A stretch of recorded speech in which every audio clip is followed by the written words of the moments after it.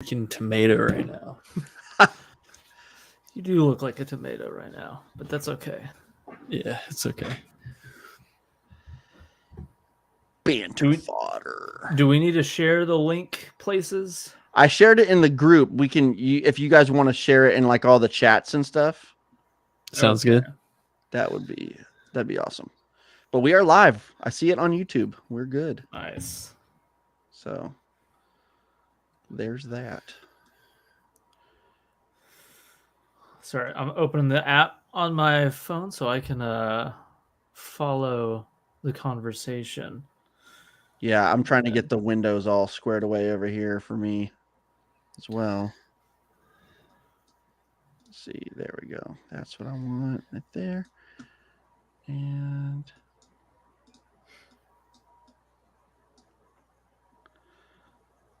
okay. I'll be back. You guys do your thing. All right. Okay. Well, I'm sharing this link here in a couple places, and then we'll just banter while we and we'll fodder. Yeah, while we wait on Michael. Sounds good. Do we have anybody in yet? One watching, probably me. Or it could be me. You never know. For sure. It could be a man or a woman. We don't really know. For sure. I watched that for the second time this year. Oh yeah, I remember. And you were like, I remember in an episode we recorded, you actually like talked pretty highly of it. Oh, that's right. That's right. Yeah. I like that movie. I do too. It's not perfect, but like, dude, it's kind of awesome. Yeah. I'm kind of into it now, which is wild. I feel like it's one of those ones that I'm like supposed to dislike, but yeah, I actually like. Yeah, I feel that. Give me 1 second. Okay, for people joining us, Michael is gone. Drew is gone. It is just me for a little bit, but they're actually both about to be back. Tonight we are going to be discussing what I think we put in the group as like cerebral / speculative / contemplative sci-fi, really just navel gazing sci-fi. It sounds like Drew. Oh, Michael. Oh, both at the same time. Yo, guys, check this out. All right. Oh, hey. Oh, hey, we got Curry in the chat. He said Blade Runner 2049. That's all. That's all. I have a feeling. I have a feeling that movie is going to be discussed tonight. I'm just going to put that one out there. I've got I don't know, dude. I've got a real indication that movie. I'll let you guys go with that for a while because I love it, but I've only seen it once, and the details are very foggy. Well, that's a you problem, all right? It's 100% a me problem. I've seen it many times now, and it honestly floors me more every time. And I'm like, is it? There's few movies that have given me like this much just to sit with. It's unreal. All right, we're ending the stream. Yeah, sorry, people. You can blame Michael. It's my fault. I love that movie. I knew it. Wait. All right. Well, we can go ahead and get started if y'all are ready. I'm so ready. I'm actually pretty excited about this one. I was giving it a semi-introduction while y'all were gone about so we had kind of named it different things, like cerebral / speculative / contemplative sci-fi. It's kind of like highbrow navel gazing sci-fi. And instead of just trying to spend 15 minutes tripping over myself trying to define it. The first thing we're going to talk about is just like what do we tend to mean? It's clear that when we talk about something like a Star Wars or Back to the Future, movies that I absolutely love, by the way. Yes. We know that we're talking about something different between that and a 2049 or an Arrival. You know, so like, what's some of the easiest ways we can like distinguish this from that kind of action adventure sci-fi, and what do we kind of have in our minds when we think about this kind of sub-ish genre? And then the question is also for all of our listeners as well. I would love to read some answers in the comments. Yeah, please tell us. Yeah, actually. Yeah, I know. We need your help. I would love to hear what people have to think, especially Curry, who's in the chat right now. So for myself, when I think of like cerebral sci-fi or whatever you want to call it, I think there's a few like key things that make it distinct from your Star Wars, from your Back to the Future, things that are classified as sci-fi. For me, I think one of the things is how deliberate it is on big concepts or big ideas or big themes. There's always like a question being posed or just a message that's trying to be put across through the film, that you don't really see in stuff like Star Wars and stuff like Back to the Future. And then also, I think in an extension of that, I think that with there being these bigger ideas, the pacing of the films tend to be a lot slower because they really want you to think about these themes that they're presenting, or sometimes they just want you to sit in the world that they are portraying. So I think that it's kind of a multifaceted subgenre, but there's such a distinct and clear difference if you were watching Star Wars: A New Hope and then you went and watched Blade Runner 2049. Gosh, I'm having a good day that day if that's what I'm doing. Yeah. Seriously.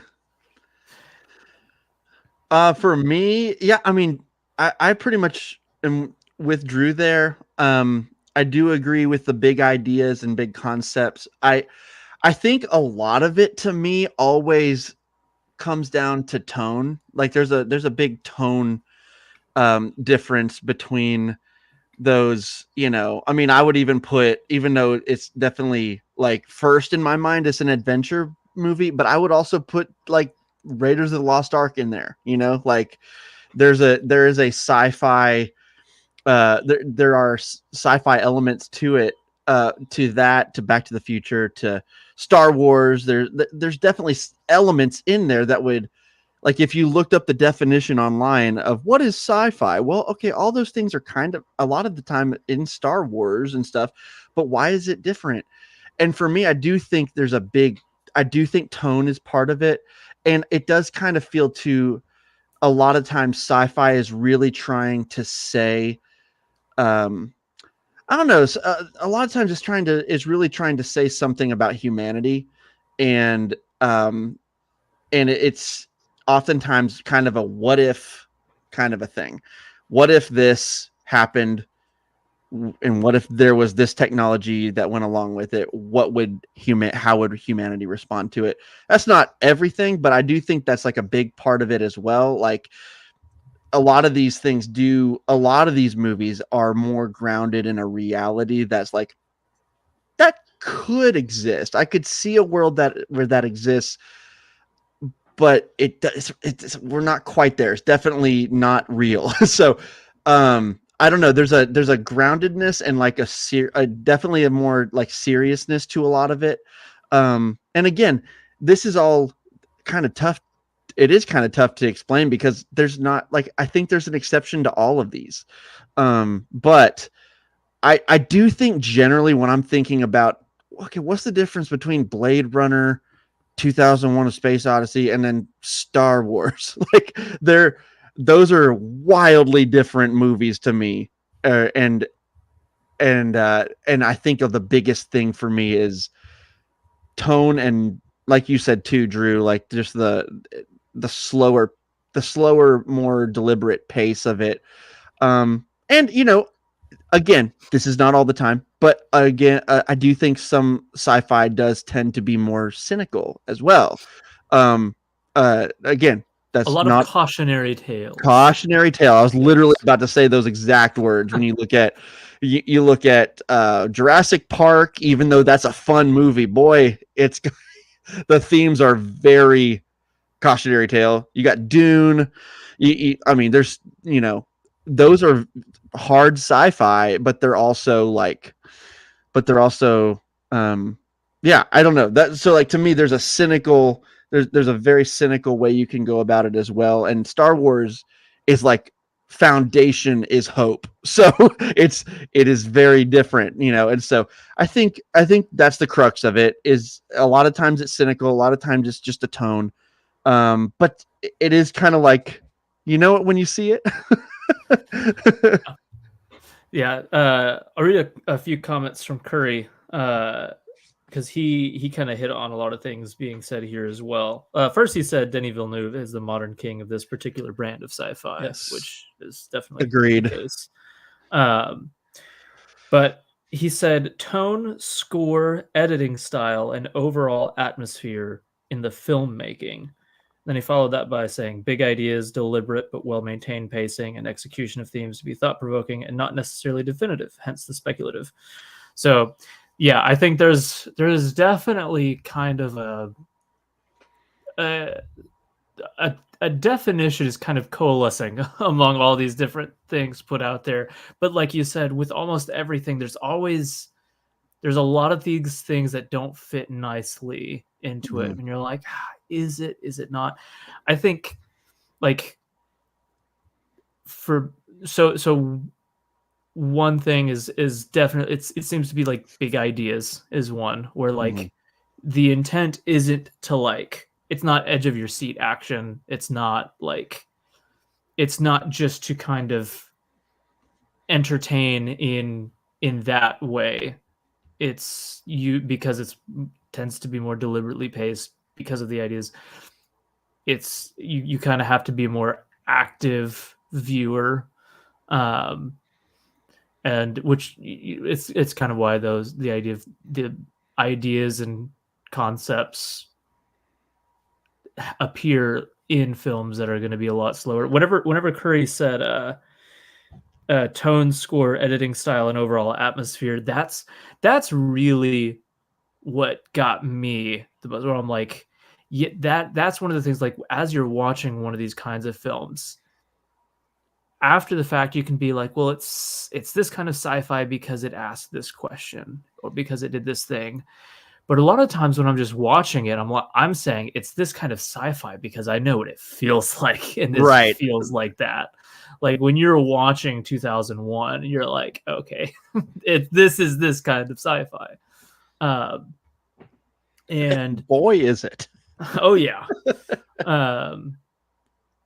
And I think even like differences within like the subgenre of this kind of like cerebral sci-fi is you can go lean into like the hard sci-fi, like the speculative sci-fi that really has to ground even its sci-fi concepts pretty firmly in something in reality.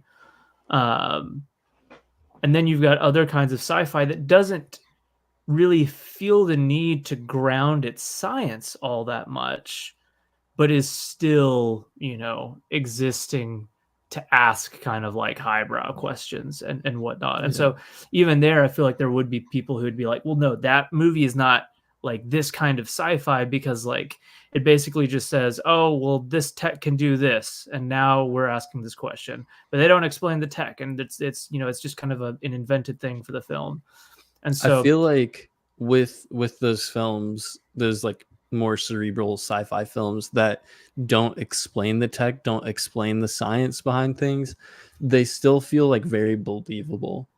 Like they're always worlds where like you see this and you're like, yeah, I get it, you know. yeah, that's why I think there's a reason why we've all kind of brought up, including Perry in the comments, we brought up tone, where it's like, I think I probably brought up this Nolan quote so many, like multiple times just in our podcast, whenever he was talking about making Batman Begins.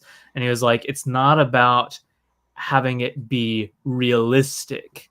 It's about having it be believable, because there's a difference between realistic and believability, because you can make an audience believe things that are very unrealistic. Yep. But if you do it right, you can make us go like, oh, that seems believable, and we buy into it.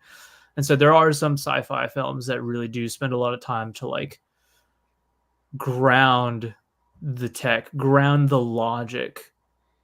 And then there are other ones that are like, hey, this is kind of the thing. This is the immediate buy-in. And we want you to buy into this because we've got this idea that we want to explore. That, like, if we take this as an assumed, like Blade Runner doesn't spend much time talking about replicants, you know. We get some of the kind of the jargon back and forth, the typical sci-fi jargon back and forth with characters and whatnot, Tyrell and whatever. But it's, especially at the time, it doesn't really feel like it's like we got to make a movie about this kind of cutting edge thing. And yet to me, it's full on cerebral sci-fi. So what we've kind of named a few, I think, but what are some movies that kind of just make this genre, like, where you're like, okay, well, what you're saying kind of makes sense, but what are some movies that define this? I think we've already thrown out like 2001, Blade Runner, both Blade Runners. The standards. Yeah. Yeah. For me, one that I thought of that's a little bit more modern, that's not Denis Villeneuve, because we'll spend plenty of time talking about him tonight, is Nope. I kind of feel like that one is something that's kind of an interesting one, because yeah, it's got that, it's definitely one of those that does not spend time explaining its does not spend time explaining its, you know, science fiction aspects really at all, as far as like the whatever that creature is, but it deals with 100% like the humanity, and it's really saying something. And to me, that's one, I guess you could put that on the we talked about earlier. Like, what are some films like kind of on the margin here? Like, that one might be on the margin. Let's get to that then, because I think we can. I kind of asked that first question, but it almost feels like too obvious. Like you said, there are the obvious ones where like we'll say 2001 Blade Runner 2049, Solar. Like we'll the kind of thing we're talking about now. But yeah, let's get into this part, and starting with Nope. Like, what are some of these margin ones where you're like, is this in, is this out, and maybe we can tease out why we feel like there's questions around them. Yeah. Mine was Nope for this for sure. But you, Drew, what do you have?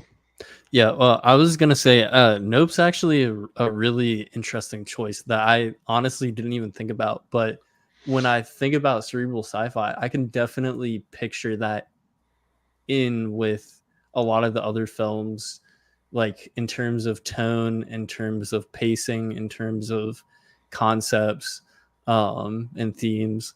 I like that as like a choice that's like maybe like a little outside the box, but like it's still in for me. Also they use monkeys just like 2001. And if you Oh, use yeah. monkeys, it's There you go. I think 2 for me, by the same director who we've mentioned 1,000 times now, is Dune Part 1 and Part 2. I think, yes, they're grand epics, and yes, there's action in them, but I think a lot of people have this idea that you can't have action in cerebral sci-fi. You can, and it's just usually not the forefront of the film. And I think Dune Part 1 and Part 2 fit that perfectly, and it so absolutely fits every other criteria of what I think of with cerebral sci-fi: the tone, the pacing, the big ideas, the themes, and when you look at it, you're like, man, this is it. So I think those are 2 for me that really, like, they're a little bit outside of the box, but they, in my opinion, I really view them as cerebral sci-fi, even though they're epics. I think to me, the Dune films are like not even a question. They are cerebral sci-fi. Like they check every box. They just have, especially the second one, just has a little more action than most of these other ones do that we're talking about. But I think that they fit every other box for me. So I don't even question those ones personally. Yeah. I can see where Drew's coming from, Yeah. though, in that, like, one thing that does make Dune feel a little bit different than what I typically think is that we've got sci-fi that's obviously set in the future. Most sci-fi is set sometime in the future. But I think just the extreme distance in the future, which is kind of like what gave, in some ways, like Frank Herbert the out to just be like, I'm not grounding any of this. Mentats, they're like living computers. Don't worry about it. Don't think about it. That's what they're doing.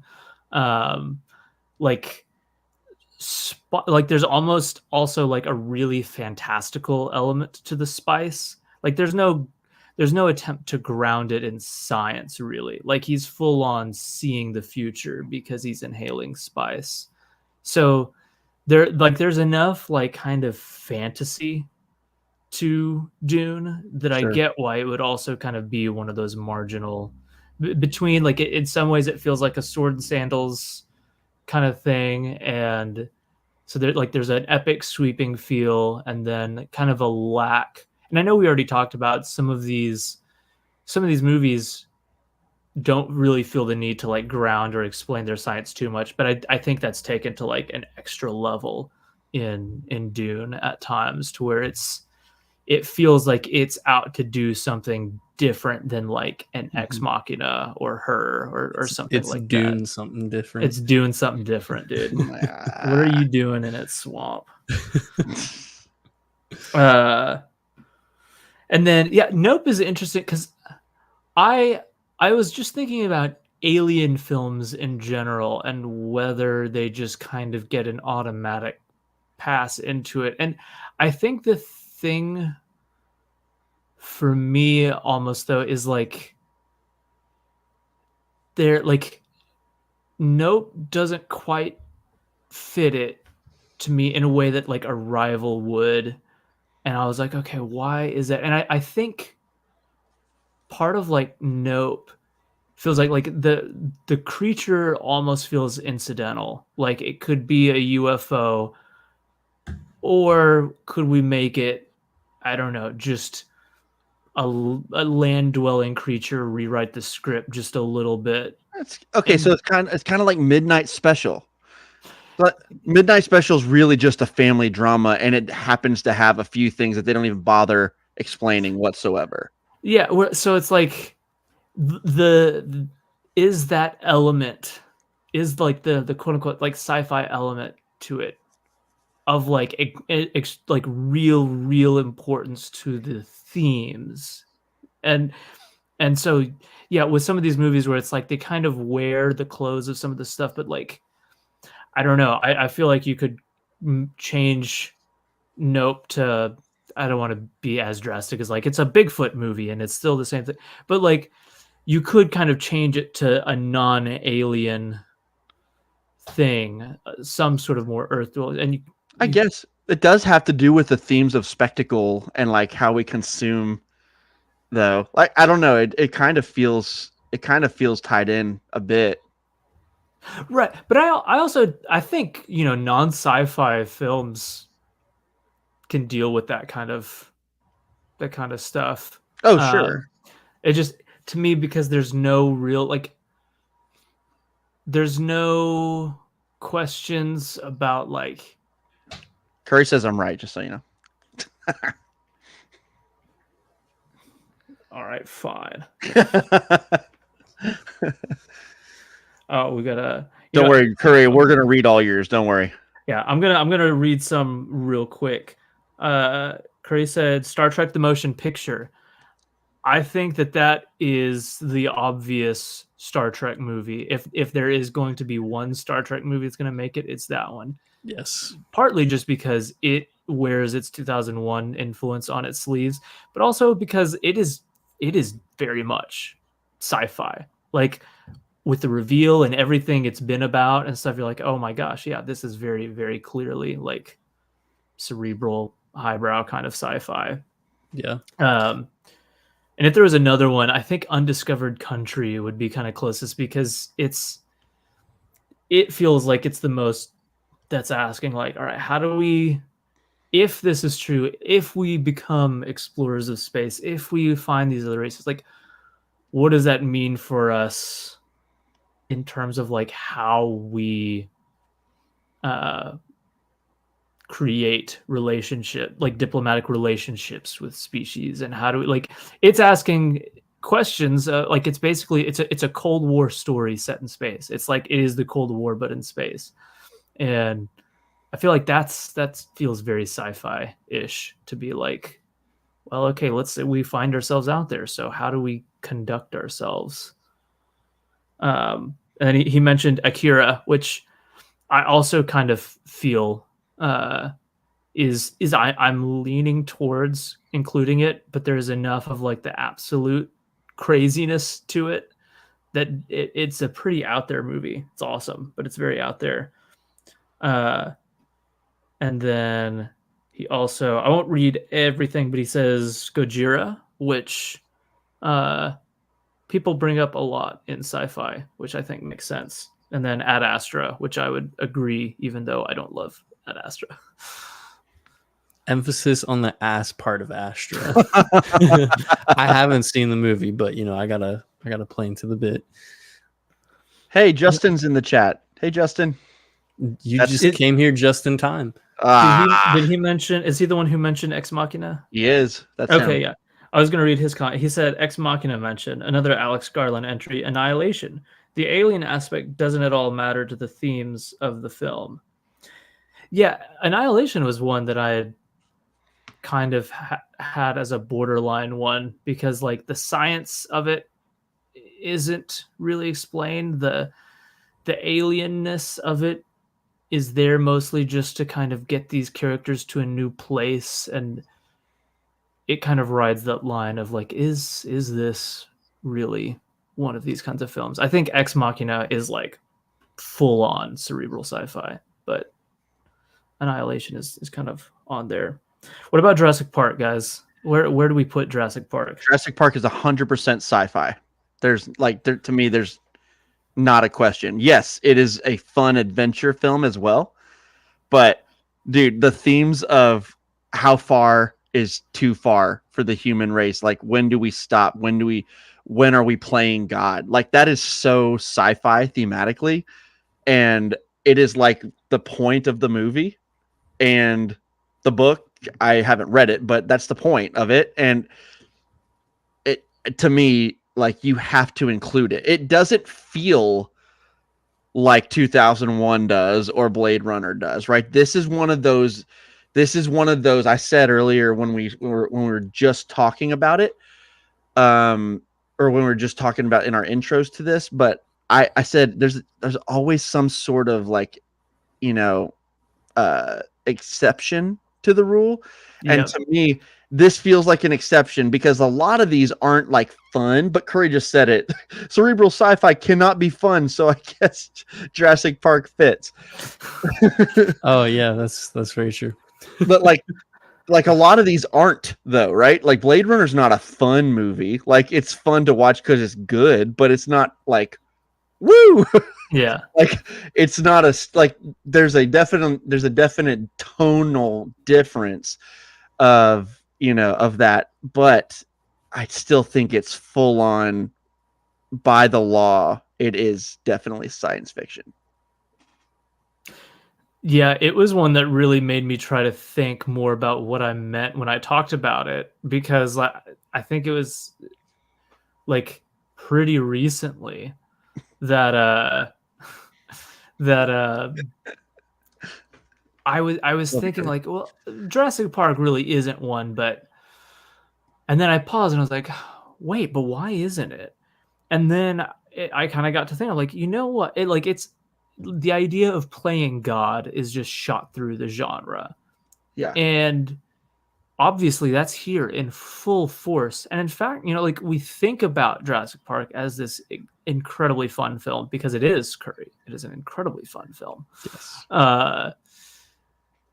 But whenever you watch it, you spend a lot of time being like, hey, here's how we make the raptors, or here's a raptor hatching. Here's how we do it. Here's how we do the genetic manipulation. Here's how there's like a weird amount of time spent on the science of it. Mm-hmm. And then within that kind of discussion on the science of it, we then go like where a lot of this kind of sci-fi goes, which talks about the morality of the science, which is a huge part of it.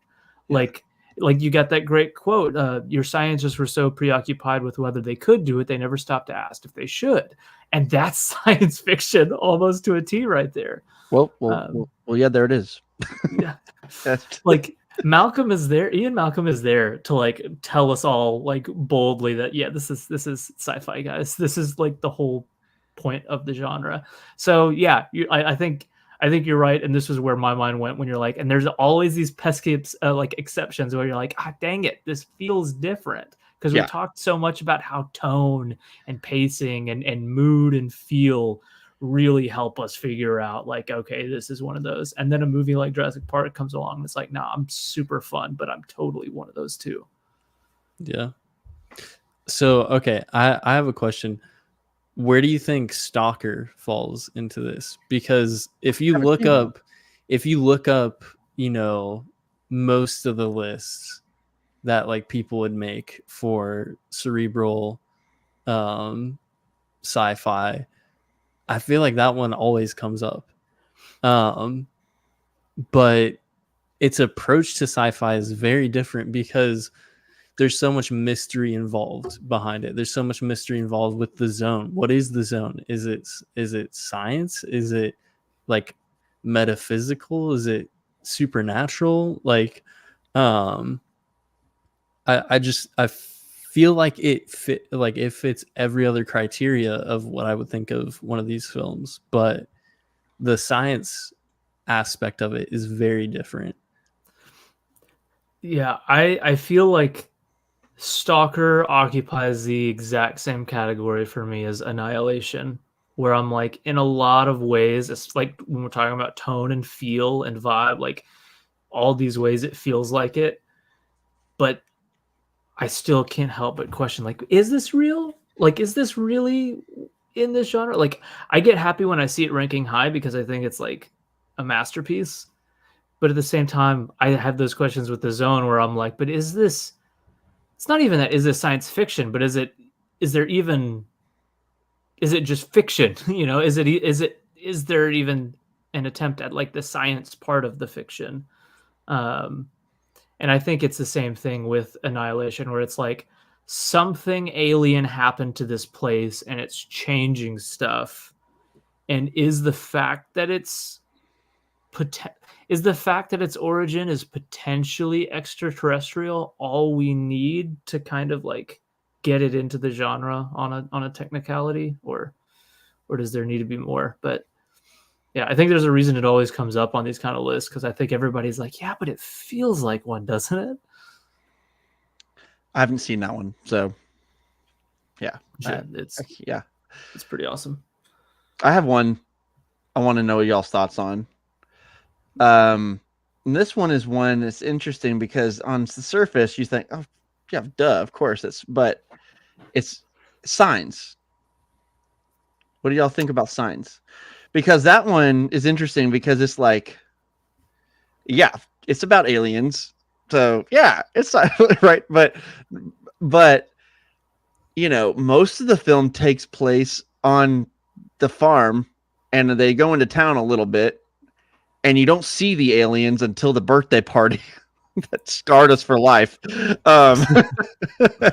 don't see the aliens for the longest time in the movie, and the themes aren't necessarily normal sci-fi themes. There really is more about faith, you know, and it's a little bit different than you would normally have for a sci-fi movie, but I kind of still feel like it is, though. I don't know.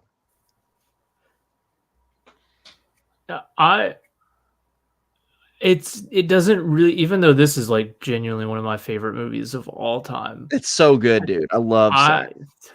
I love this movie so much. It's not one that I would put in the category. And I think it's because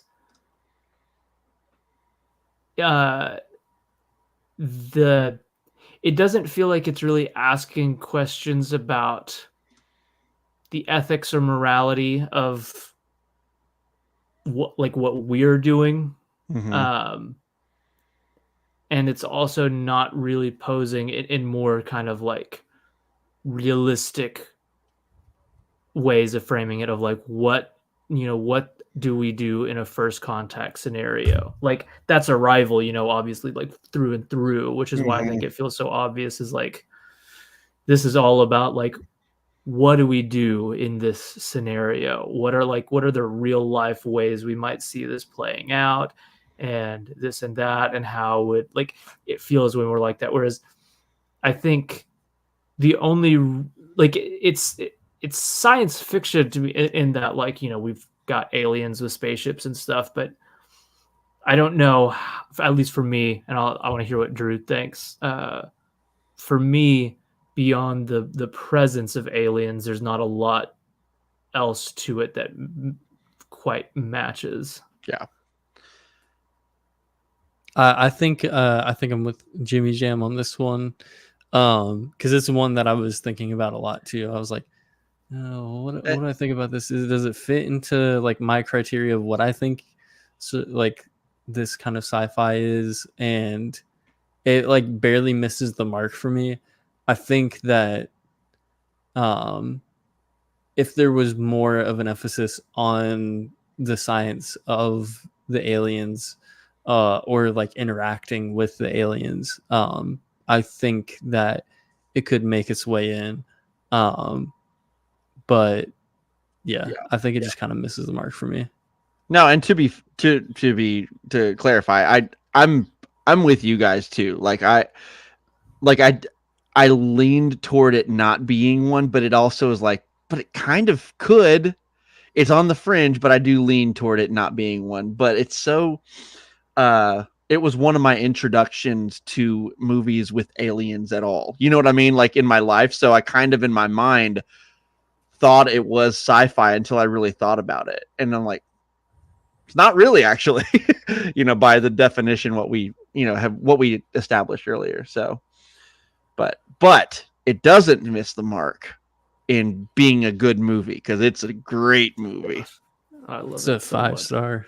Gosh, yeah. I love it so much.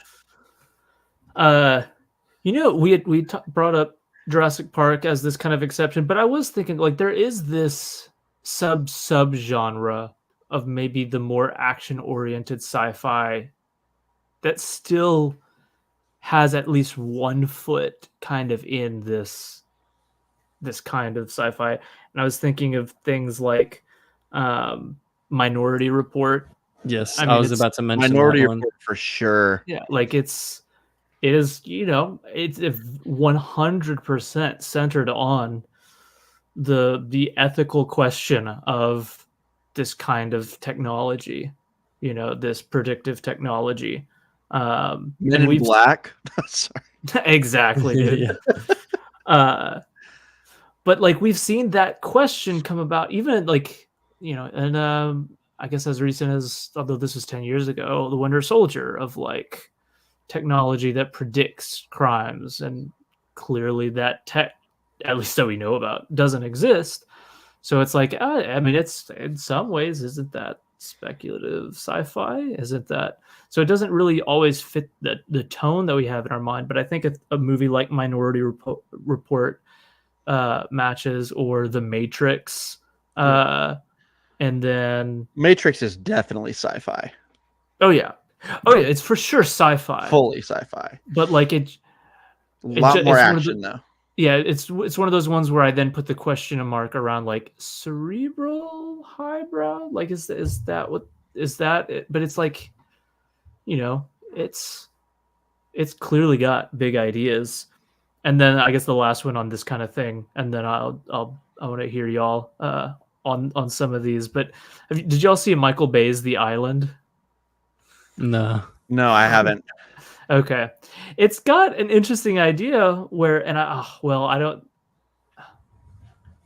I would have to spoil the twist, like the halfway mark twist. That's actually really cool. It's fine Okay. for me anyway. I don't know about Drew. Spoilers for The Island.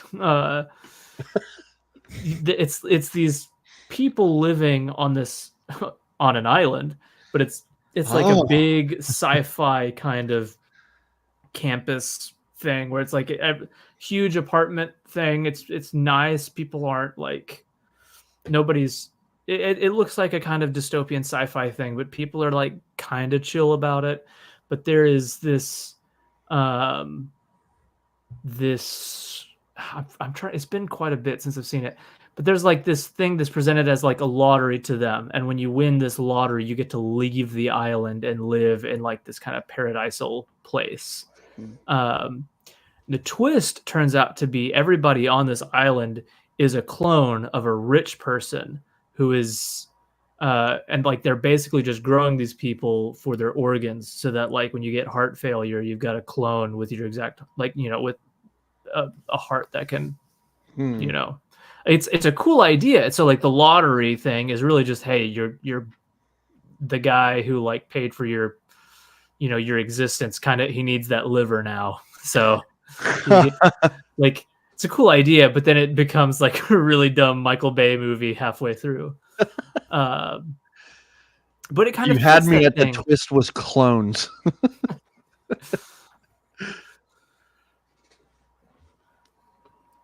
Drew, you said you were going to bring up Minority Report. Yeah.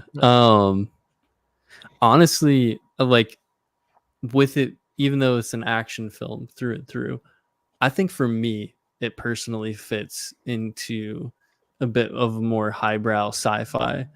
I think that, like, especially thematically, and I really like, you know, it is another one of those films where it is like a cautionary tale. And I mean, like earlier this year, I was taking a class on technology in the criminal justice system, and there's like speculative, like pre-crime technology now used through like algorithms and stuff that a lot of people point like Minority Report, or towards Minority Report, as like inspiration for this, or like there's a lot of eerily similar things in what these like big tech companies are trying to do now in like the criminal justice system. And so I don't know, for me, I think it kind of, it, again, it's one of those films that's like, it's kind of reaching the edge of that box, but it's one that I like personally fits in for me. Yeah. I haven't seen it in years, but everything I remember, it's like, yes, that's absolutely a sci-fi movie. Yeah. I think another one that I wanted to bring up, that probably you wouldn't think about, or most people wouldn't, but I think WALL-E is I've got that on my list. Totally WALL-E. Yeah, I think it fits in really well with the cerebral kind of sci-fi. It's got a slower pace. You've got the vibes immediately from the opening of the film, and the way it looks, and it also plays with those big concepts and ideas, and it is an insanely relevant film for today. And it's also super cute, just like Blade Runner. Exactly. Yes, exactly. But I did remember, like, there was one time where I was thinking about that weirdly, because this is like maybe my favorite like specific kind of subgenre, so I think about it too often. But there's one time where I was thinking about WALL-E, and I'm like, is it? And then I thought, if it wasn't animated, would I question it? And I was like, no, I don't think I would. And that's not fair to it because Right. it's animated. So yes, it is. It's kind of Yep. like, yeah, because that's the only reason you would question it for some reason. But it's just our like tendency would be to do that. But I agree. It literally, if it was live action, this exact same scenario happened, we wouldn't question this at all. Also, it would be hilarious. The part where they're like where the really big fat people are rolling around. Oh, dude, actually, hilarious in live action. Dude, Disney, I approve of this live action. Yes, you have to do this specific live action remake. It's the only one I want. Yeah, Could and you I imagine? want faithful recreation. It's just a bunch of Brendan Frasers from The Whale. I'd watch it. Rolling around. Oh man, crazy. So good. I've got one that I want to throw at y'all and see what we're thinking about this. Inception. That was my next one. I was wondering what you guys were going to think about this one. Yes. By the way, Vuk is here. What's up, dude? He said he's insanely late. Yeah, you are so late. But guess what? We still got lots of time. Yeah, lots of conversation. Vuk, we are trying, like, we defined the genre kind of as, it in its tone and its style and its pacing. It tends to try, if not like totally ground the tech, at least make it feel believable, and tends to ask kind of like bigger questions. And we've been spending a lot of time talking about movies that we feel like are on the margins of this, where it's like nobody's going to debate you if you said 2001 was one of these. But if somebody said Jurassic Park, if somebody said Inception, where do those fall? So what do y'all think about Inception? Is that in? It's definitely different, and it is on the fringe, but I do kind of feel like it is because we spend a good deal of the time talking about the technology with getting into people's dreams. Also, I do feel like now it has been a while with this one too, but I've seen it quite a few times. Is there not a morality question? Like, is this like ethical to be able to do this? I think there is. There's definitely that. Yeah. And then, there's more action, and it's more up, the pace is much quicker. It's not your Blade Runner 2049 kind of feel at all, but I would say yes. I think definitely yes. As an exception. Yeah, I'm inclined to agree, because I think there's a certain kind of sci-fi that fits into this overall subgenre of sci-fi that we're talking about. That's kind of like, if this is real, how would that, like, if everything else about us stayed the same and this new tech was real, what do we do with that tech? And with Inception, even if you take away all of like the family drama and like the character arcs and stuff, it's also just like it's about like it would take no time before it is completely enveloped into the like the just corporate espionage, like their job, Mhm. like it would immediate this technology, which they bring up really quickly that it was developed for military training, but it would be used by this, stealing people's secrets from their dreams and that kind of thing. And you can only imagine like what this would like what politicians would do with tech like this, like opposing parties and stuff.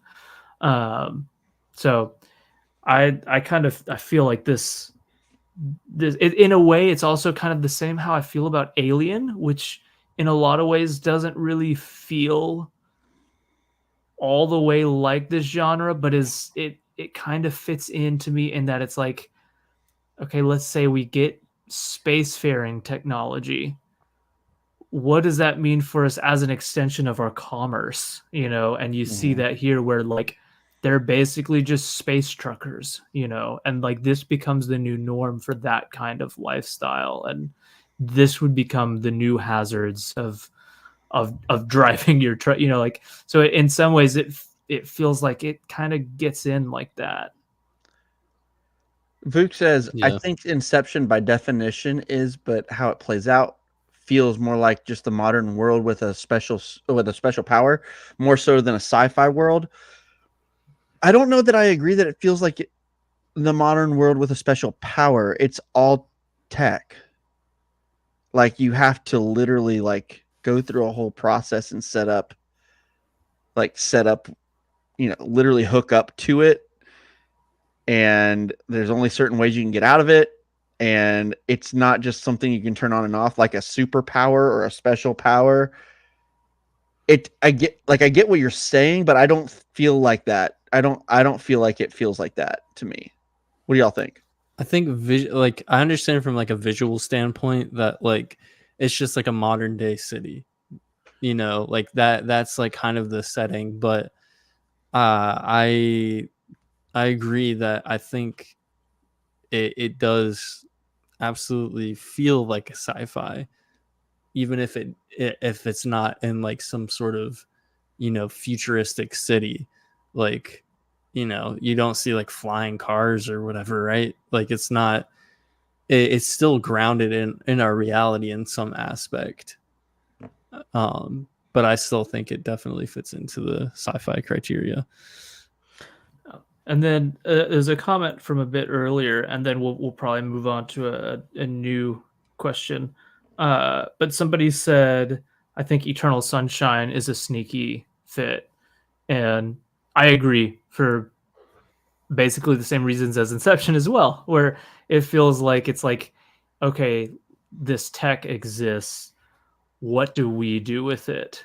And uh, I think it's a really one. I think it's a great film, but two, I do think it's a film that just it by its nature it needs the tech to be real in its world in order to ask the questions it's asking.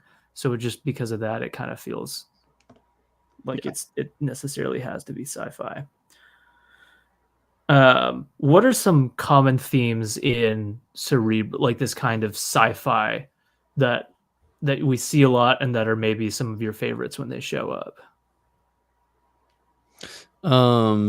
I think one of the most obvious ones is like, what does it mean to be a human? Mm. Humanity, like Hmm. Blade Runner 2049, Ex Machina, Her, which that is a film that we haven't mentioned yet. But all of these films that deal with artificial intelligence or robots that are trying to mimic humanity, um, asking those questions of like, well, is a replicant actually a human? Because there's a lot of reasons why they sure seem pretty close, um, which is honestly like the reason why I dropped that one first is because I think that's one of my that's probably my favorite like sci-fi theme to explore. There's just so much that you can do with that. There's so much to play around within that space, and it really really gets you thinking. So I think that's a pretty common one. I think that another thing you see often is like playing God, like we mentioned with Jurassic Park. There's so many other stories that I can think of, like Ex Machina. Like, even though like it asks questions of like, yeah, what does it mean to be a human? Um, it's very much like they're trying to create this artificial intelligence that like mimics reality, which is a little bit different from Blade Runner, where like that technology already exists. Ex Machina is like, we're just kind of introducing this into the world now. But yeah, I think those are like two like really common like go-to themes that I can think of. Yeah. Honestly, I was gonna say like your first one about humanity, like that's to me would be my favorite as well. Um, but and I also do, I'm gonna word it just slightly differently, but I think you kind of basically said this already, but like playing God, or in other words, another way you could think of it is how far is too, like where's the line? How far is too far in terms of Fletcher discovery? doesn't believe there is one. Right. um I want to give an example that we haven't brought up, and it's a television show. And y'all have heard me talk about the show before, but it's perfect for this because not only, I'll just say it, it's Fringe. Okay. So, y'all know I love this show. Okay, this is one of those shows that, yes, I mean, some of the science stuff is ridiculous, and it knows it is, and that doesn't disqualify it in any way from being sci-fi. But it is grounded enough in some things that would be considered real, and then it just kind of branches off of that into a bit fantastical, or a bit science, definitely science fiction. But what I love is that the core theme of the entire show is, how far would you go for the one you love, and is it too far? Spoiler alert for those who haven't seen Fringe, but the whole thing is Walter Bishop. Whoa, whoa, whoa, whoa, whoa! We're gonna drop his name that? is Walter. I'm sorry, Walter Bishop. Let's just say he does something he does wild. He does something that, because he loves someone, and it negatively affects the world that he lives in, and as well as other universes. Yeah, and so and kind of a lot of the show is exploring the consequences of those actions, which is very sci-fi, but also like it's really really cool that Drew, I'm so glad he took his headphones off.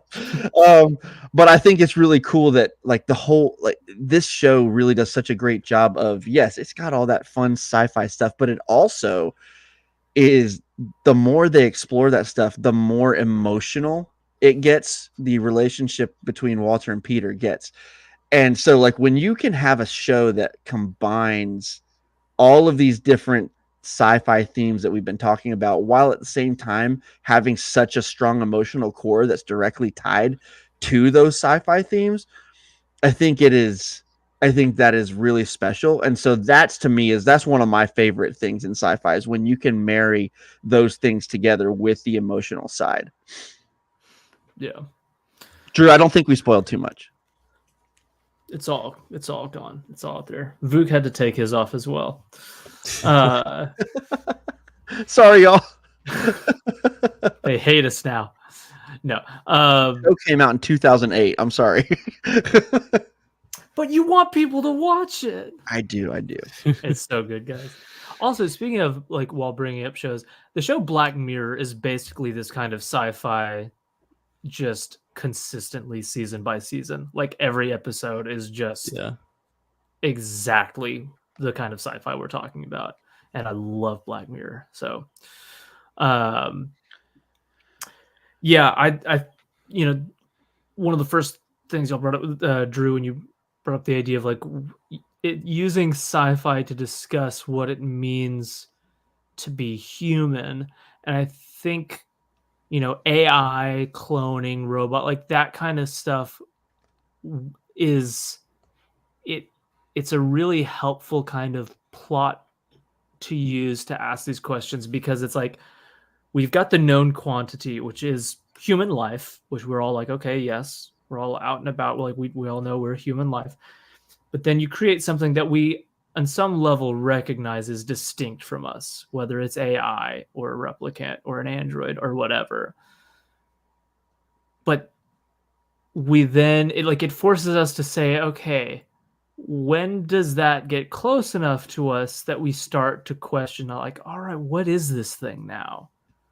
And now do we need to re-examine what we mean by human life? And then Vuk said that he said, to follow in the concept of humanity, he said the sanctity of the soul is a very common theme that I love. And I also like there's like a direction that idea of us creating other things that I love, which is it's whenever these kinds of movies go that route, and then they pose the question of like, maybe not the question, but they're centered around the creator and created dynamic of like, when we do these things, what is it that we owe the things excuse me, what is it that we owe the things that we create?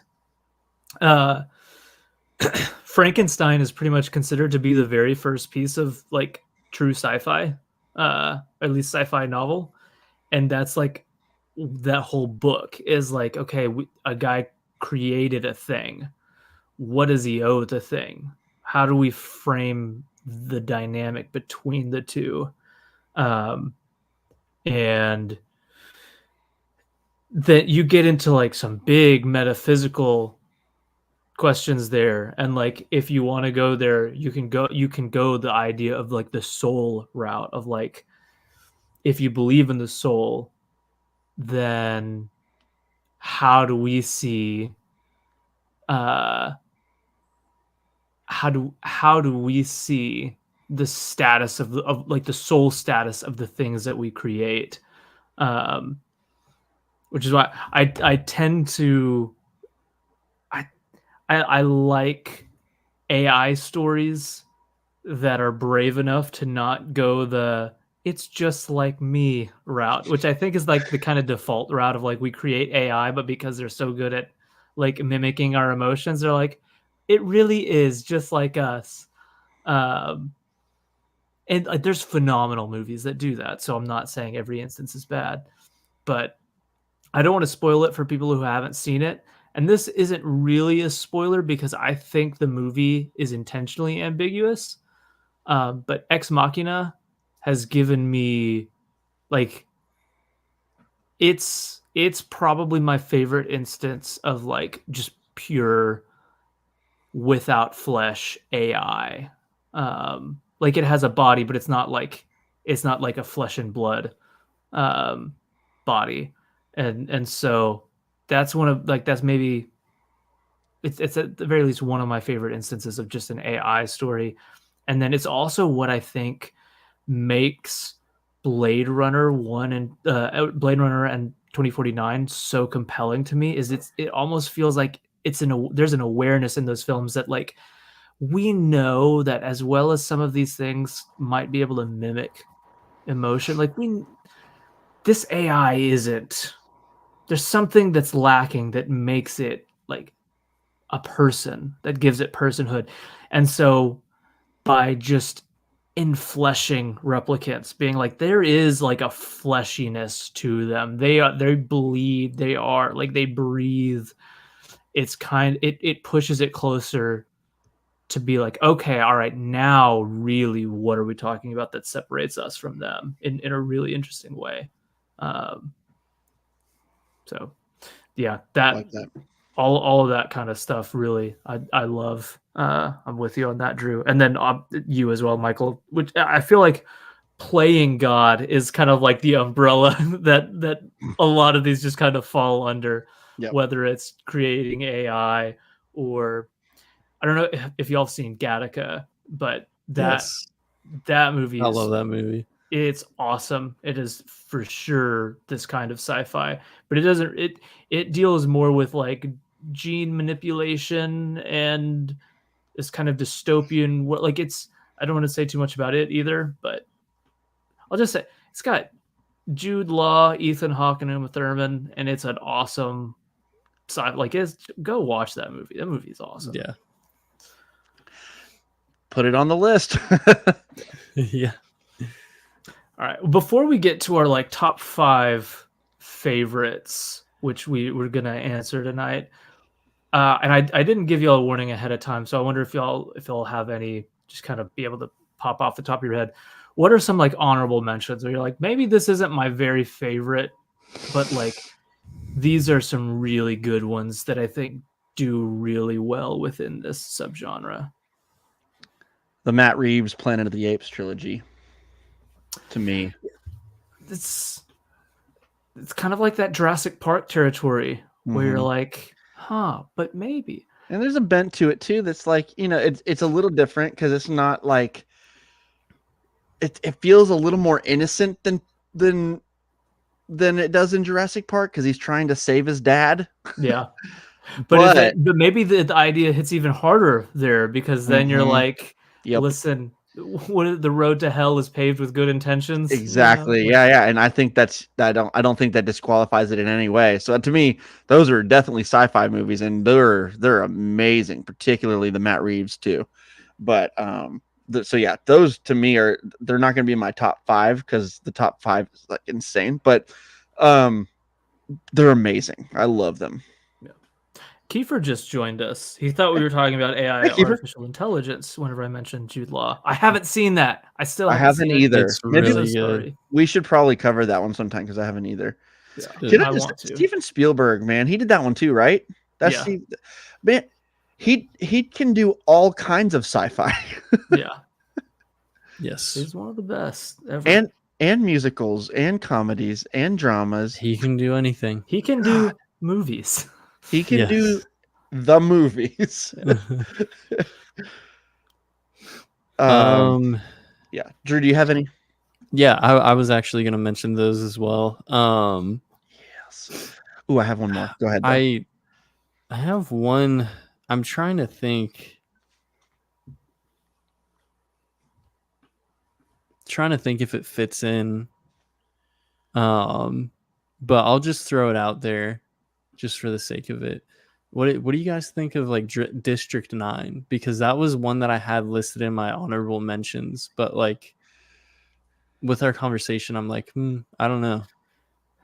It's definitely one of those margin ones to me, where like there's enough about like the whole, how does humanity interact with this thing? Like this, it's very believable in its presentation about it. Yeah. But I need to rewatch it because I remember very vaguely like it should be included in this, but I don't remember details of like the specific themes or anything like that. So but I remember I love it. I just need to rewatch it. I own it on Steelbook. Nice. Yeah, it's one of my favorite movies ever. It's cool. I love it. My other one, and I've only seen this, I just rewatched this pretty recently. But I really, really, really liked Prometheus. Yeah, that's one of mine. That is almost more of a sci-fi movie than Alien, I think. Oh yeah. Like that one is more like it, even in like the pacing of it. Although Alien definitely has those, long, slow shots too. Oh yeah. But like for sure. But I don't know, it feels more in line with it's more contemplative. Definitely more contemplative. Definitely lots of metaphors and all sorts of stuff like that. But it stands out to me really, like even probably even more so than Alien as one of these great sci-fi movies that I think it should be talked about more. I think Prometheus is really good. Yeah. There's several that I really like that don't quite make the list for me. George Lucas's THX 1138 is an awesome movie. It is so good, and it's full on like this. Like it's like dystopian sci-fi, in really cool ways. And Sunshine is one. Sunshine is there's a twist that happens that's very polarizing for a lot of people. But I really love the twist. I love the full movie, and it's very much like it fits the tone and feel and mood that we're talking about. It's also got a great cast. I need to look up who all is in it, but it's whenever you hear it, you're like, okay, yeah, that needs to be something that I watch very fast. In fact, I'm going to look it up on Letterboxd real quick. I'm glad I got this app. It's got Cillian Murphy, Rose Byrne, Chris Evans, Michelle Yeoh, and Hiroyuki Sanada, and Benedict Wong, and Mark Strong. Ooh. A great cast. Directed by Danny Boyle of Slumdog Millionaire and 28 Days Later fame. So in this one, it's the sun is dying, and so a team is sent out basically to launch something into the sun to reignite it, and it's just about their mission there. Nice. But that sounds cool. I really love it. And then this one is, I don't know, it's one of those margin ones, but I'm going to just make it a honorable mention anyway, and that's Upgrade. I watched Upgrade. I went to the theater because I was like, I want to see a gnarly grindhouse splatterfest, and that's what this trailer looks like, and it's going to be so cool. And then like 15 minutes in, and I'm like crying. I'm like, what? This was not. I didn't expect this movie to make me emotional. Like it. So good. It ended up.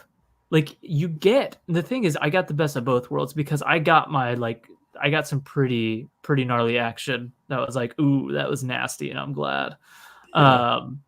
But it's way more patient in its buildup, and then even as it's being this kind of movie, it's got a lot of these kinds of sci-fi questions, and I think its ending is phenomenal. It's like incredible. You really like, oh man, this is definitely like, I don't know, I don't want to spoil it, but it's so good. So to me, and it does have a really cool, sleek sci-fi aesthetic.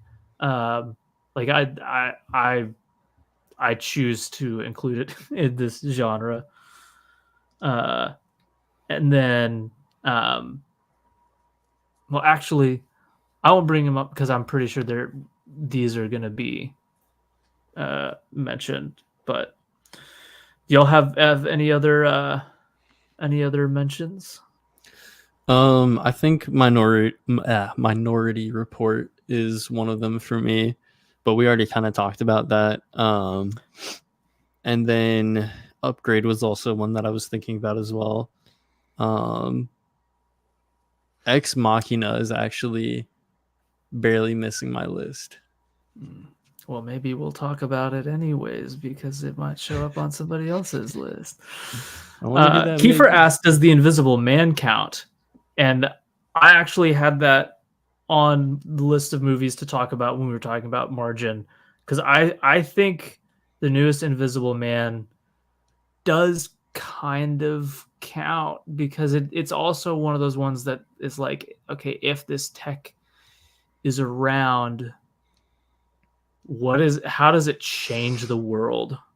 You know, what do we now have to deal with as a result of like this particular ability that our science has given us? So I think it's one of those ones that it kind of squeaks in as well. Yeah, I agree.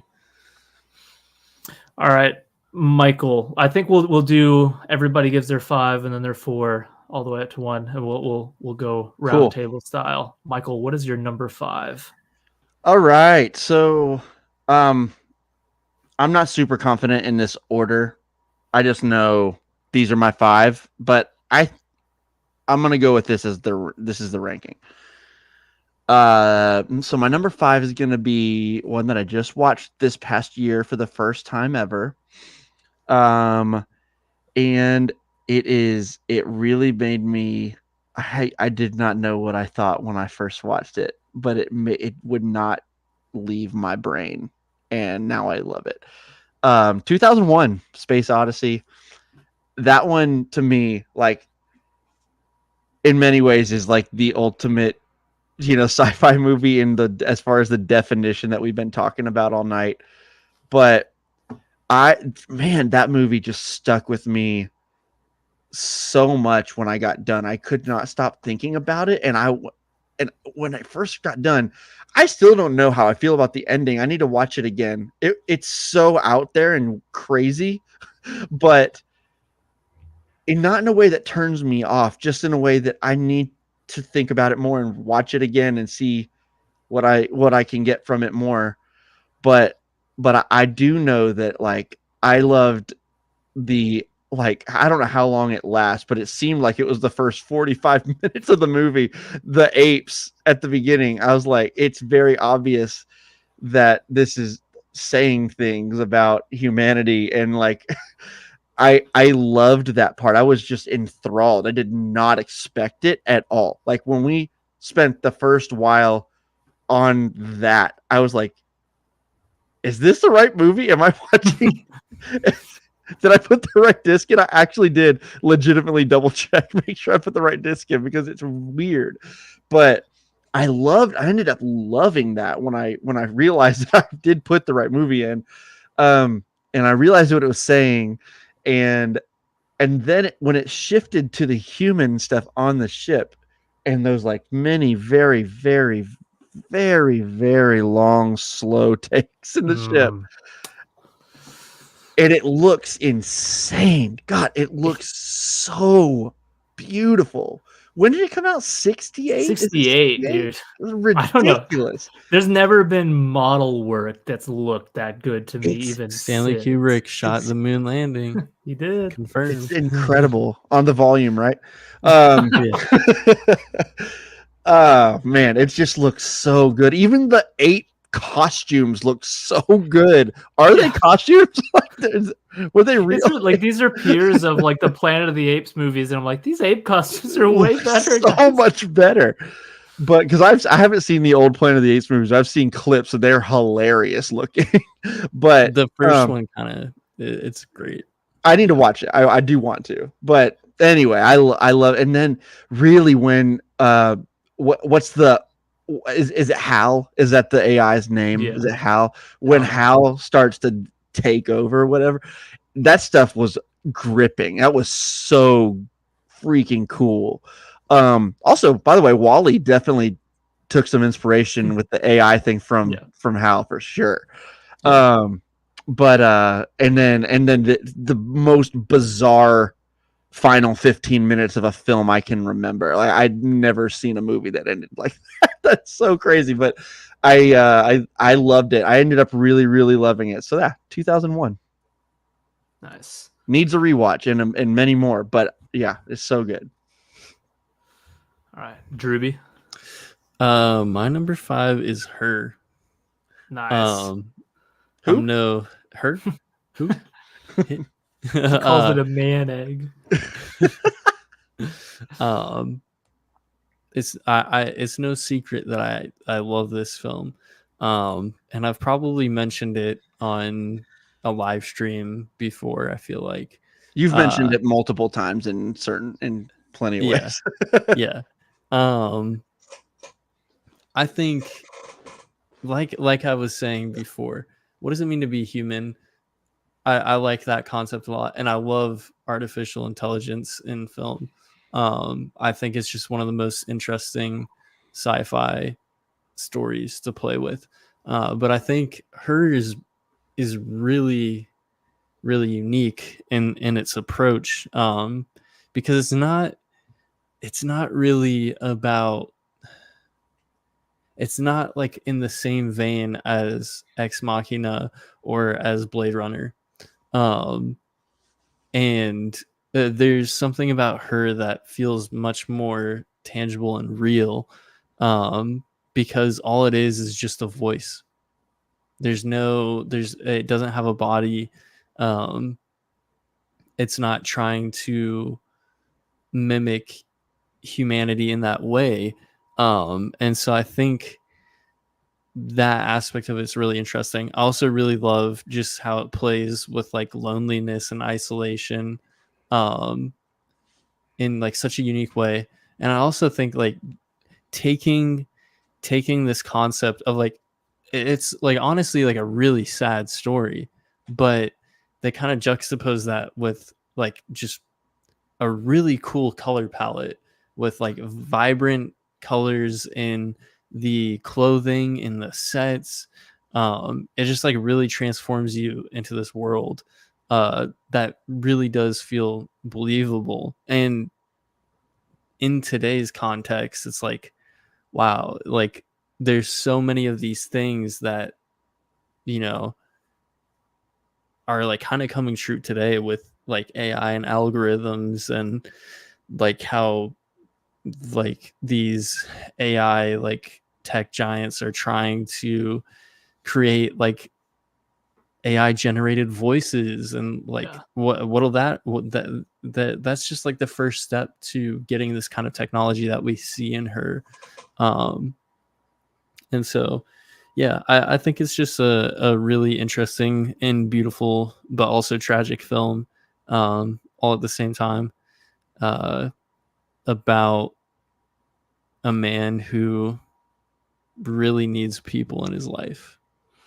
So Yeah. That was gonna be an honorable mention, but I was like, I know Drew has this in his 5, so I'll wait. And honestly, it's one of those ones where I'm like, maybe I could just be a rewatch away from including it, because like I got it at 5. I think it's one of the most beautiful and intelligent films. Like it's one of the most gorgeously shot movies ever. Like it's unreal. yes, It just makes office spaces look unreal beautiful, but not in like unrealistic ways. I don't know. It's crazy. But yeah, like it takes that kind of like lost in translation, the modern lowly soul kind of thing, and brings it in a very believable sci-fi direction. And yes. it's incredible. It was shot by Hoyt Van Hoytema, who did Oh, nice. No wonder it's that Oppenheimer, gorgeous. Interstellar, Nope, Dunkirk. Dunkirk, Tenet, Yeah. Ad Astra, Spectre. So He's yeah, the real deal. he is.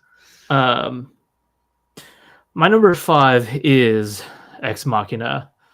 Uh it is it's got one of my favorite sci-fi looks, because it is just this full like sterile, clean, sleek sci-fi like everything about it is like the kind of the rich millionaire tech boys sci-fi layer kind of thing is what it looks like. um and even just like the way they show her, like the kind of this mechanical skeletal like frame for her, like it's kind of an iconic design already. um and yeah, it's one of my favorite, if not my favorite, directly like AI stories, because I think it does leave so much room for interpretation by the end. And I've had some really fun conversations um, about what's being said with the end.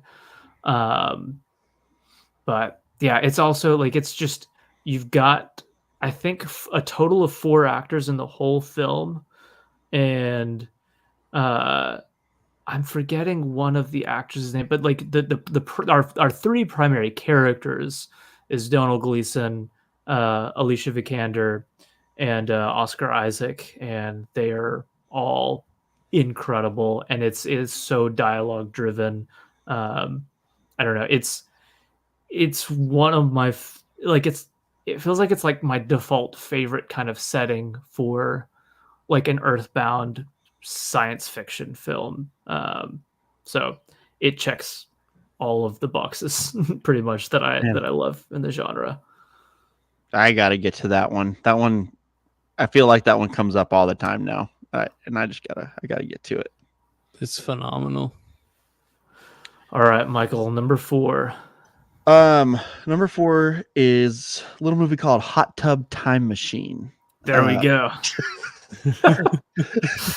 Just kidding. I've been waiting for that one. Someone had to bring it up, right? Yeah. No, Jurassic Park is number 4. We talked about it a lot earlier. I'm not going to spend too much time on it, but I everything we said earlier about, obviously it's got the classic through lines of playing God and where is the line, what's too far. And, I love James, like you were talking about. I love Ian Malcolm and his kind of his point in the film is to he kind of brings the sci-fi, and, but aside from that, it's also like, it is the exception. So like my top 5 is it kind of jumping around everywhere. These don't all feel the same. And I love Jurassic Park because of the ways that it is different from a lot of sci-fi films. It is fun. It is filled with wonder, but also terror and kills, dinosaur kills. It's fun. It's kind of scary at times. It's got John Williams scoring it, which is automatically amazing. And it's wonderful, and it is a great adventure film as well. It's what do I say all the time? It's got it all. It's got everything. It does. This really does. This thing has it all. But yeah, Jurassic Park, man, it never gets old, and it 100% is a sci-fi film. Yeah, my 5, I kind of kept to the easy to defend as this ones, so I didn't really include exceptions, even though I already acknowledged that. I'm like, yeah, it's an exception in tone, but it's easy to defend this decision, though, to me. Like, I know, but I have to think about my list again if I were to include it, so I'm not including it, so I don't have to. I get it. Because I love Jurassic Park so much. I know, it's so good. Cannot believe we haven't done that on the pod yet. Oh wait, have we not? Right? We haven't, right? No, I thought we did. We did. Wait, did we? Yeah, we did. I forget which Spielberg we've covered and which we haven't. We've done Jurassic Park and Jaws. Yeah. Okay. I thought you were making a joke. Nope. I actually forgot that we actually did cover it. We can do it again. Let's do it. Let's do it again. Jurassic World. Fallen Kingdom. Just kidding. Ugh. How about Jurassic World Dominion, the greatest movie I've ever seen in my life? Locust. Sorry. Locust.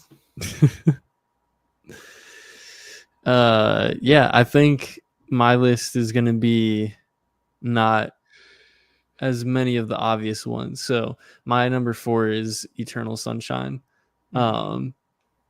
Again, it's one of those ones where like some people may be like, but for me, I think it fully fits in.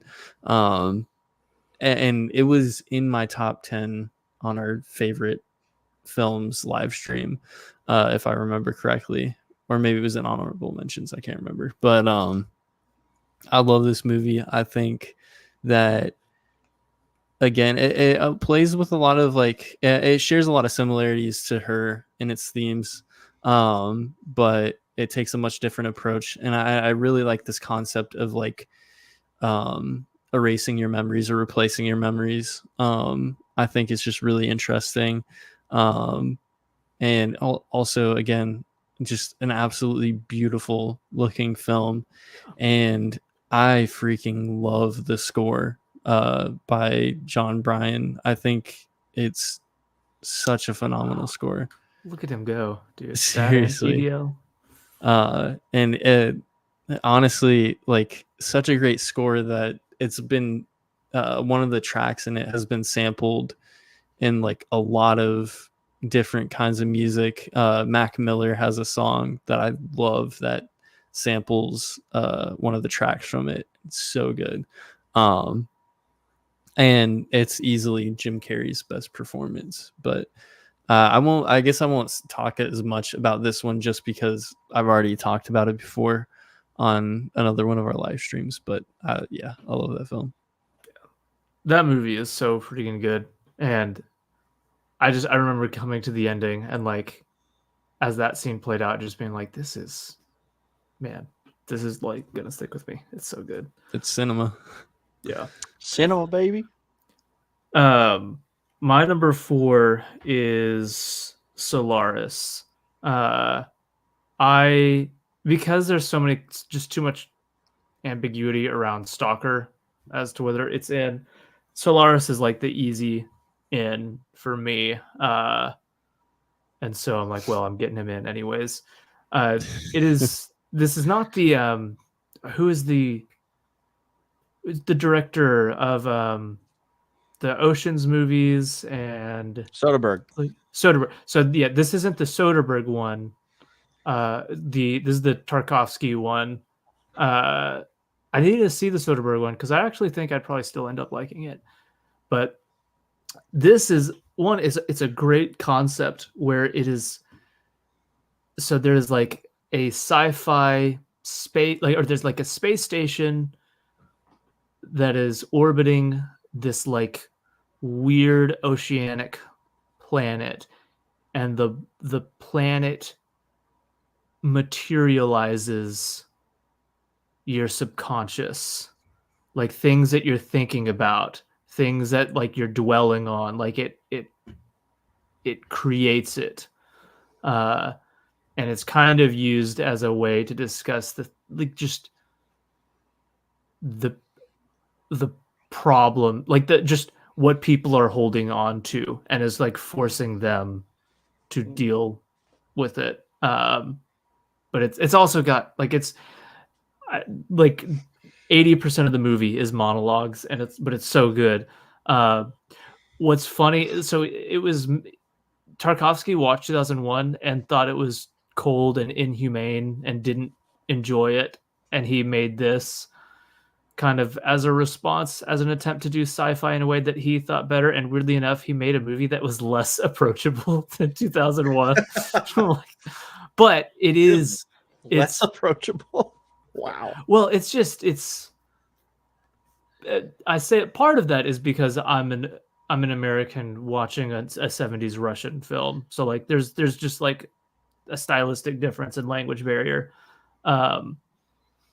But like where 2001 was like 80% silence and visual storytelling, this is like 80% just like philosophical musings about like human nature and stuff. Like it's great, but it's like 3 hours of being like, oh man, these are smart people. Well, okay, what am I like? Now my brain hurts. Yeah, but it's so good.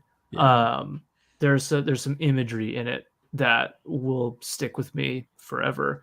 And there are monologues just about what is it that what is it that we are seeking in space, or is it more of an escape, or like just I don't know. It's an incredible movie, and people should definitely watch it. All right, Michael, number 3. I debated if I was going to put this one or not because of what we talked about earlier, but I'm keeping it in there. By golly. I'm going Dune Part 2. Dude, this movie's just so good. We obviously I remember we did do a podcast episode on this movie for sure. So if you want to go back and listen to that, y'all, but I won't talk too long about it, but I absolutely think it lines up with a lot of the sci-fi elements that we've talked about. But yeah, you're right, James. It does, or Drew. I can't remember which one of you said, but it does have more, fantastical ingredients, baked into it.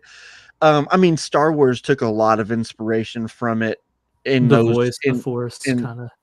yeah, and then like it really did take a lot of inspiration from the fantastical elements of it, but it also, I don't know, just obviously this is one to me where yes, it has these elements, but the tone actually like makes up for the fantasy. It like the tone grounds this and it makes it so like okay, Believable. if this was like if this I can see this being real. Like this feels like it could be real.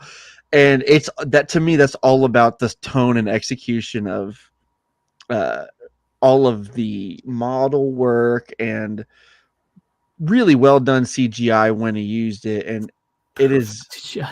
I mean, it's perfect. You don't even see like you don't know where the real starts and ends, and the CGI takes over. Like it's perfect. Those shots of the ship lifting off from what's not Arrakis, his home planet, the Atreides home planet, Kaladin. Kaladin. Like, oh my word, it's so beautiful. I also just, and it also does, bring in more. There's more political aspects to it. There's the classic cautionary tale, in it, and there's a lot of morality in it, and I do think that there is more action than a lot of these have that we've talked about. There definitely is more fantasy involved, but I do think Dune, especially if you include part one. If you include part one as like kind of all of it, part one is much more of a cerebral thing, a lot less action. It definitely does feel more like the traditional sci-fi we talked about earlier, but part two to me is just too perfect. I just think it's so good. And so yeah, I could go on and on about how great this Also, part two has one of Zimmer's best scores. Man, it's so good. Sorry, it's so freaking good, dude. The love theme between the two of them, it's incredible. Yeah, it's great. I freaking love it. So yeah, Dune Part 2. I'm doing it. Doing it.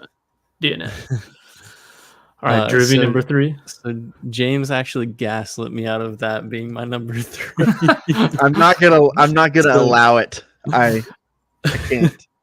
So I actually changed mine. Which to be fair, this was one that I was considering to be in there anyways, because I was like, do I want to do this? Because I won't spoil my other two, but Hot Tub Time Machine, right? Yeah. Drew, exactly. I know you're number 1. Shut up. But do you know my number 2? I don't actually. Drew, I wonder if we have the same number 1. Y'all don't. No, we don't. Sure? Okay. Oh, we absolutely don't. Okay. So my number 3 that I changed to, if it wasn't Dune Part 2, I changed it to Interstellar. I'm sorry, I gotta do it to him. This is another one that we did actually our first podcast episode on. Sort of. Sort of our first. What? I'm pretty sure it was our first, right? Was it our first? Yeah, I think it was our second one was botched. Oh, it was the second one. Oh, that's true, because Little Women. We were, yeah. I don't know why I thought Little Women was the first one. You're right, though. It was the second. Rest in peace. Rest in pieces. But yeah, Interstellar fits everything to a T when it comes to our definition. And honestly, even more so than a lot of these, because it involves real science when it comes to this. And yeah, so much so that even a lot of scientists who are working, I was going to say astrology for a second, astronomy. A lot of astronomists have used Interstellar to help describe like black holes today. So it's so influential in like the actual real world science space, in terms of that, in terms of space travel. There's just so many things about it that just connect all the dots. I think that, uh, and yeah, I think, you know, it plays with like big ideas too. It has time travel, while maintaining a very like scientific, uh, like method to kind of do so with that. But yeah, if you want to listen to more thoughts on that one, go listen to our first episode. Man, I really feel like I need to bump 4 and 5 down one and put this at like 3 You do. or 4 or something. 4. Yeah. I love Interstellar. It's freaking Casey Affleck, man. He makes it hard on me sometimes in that movie. But Yeah, I know. gosh, I really do love that movie so much. It's undeniably awesome. My number 3 is Blade Runner 2049. Top 5, Drewby. It's top 5. It's not high enough. That's not good enough. That's not good enough. I this is like, to me, this is like just one of the movies of like our generation. Like, it's just unbelievably thoughtful, so beautifully filmed, with a score that is just like, I listen to Mesa like pretty regularly. Seeing this movie in IMAX, whenever they were flying over that wall and Zimmer's score was just washing over me, I was covered in chills. That is one of those like crystallized moments in time for me of just being like, it is a privilege that I am sitting in this seat. Like, this is, it does all of the things that we were talking about of like, what does it mean to be human? What is our relationship to replicants? What, if anything, do they deserve? What did they like? What is it that was created here?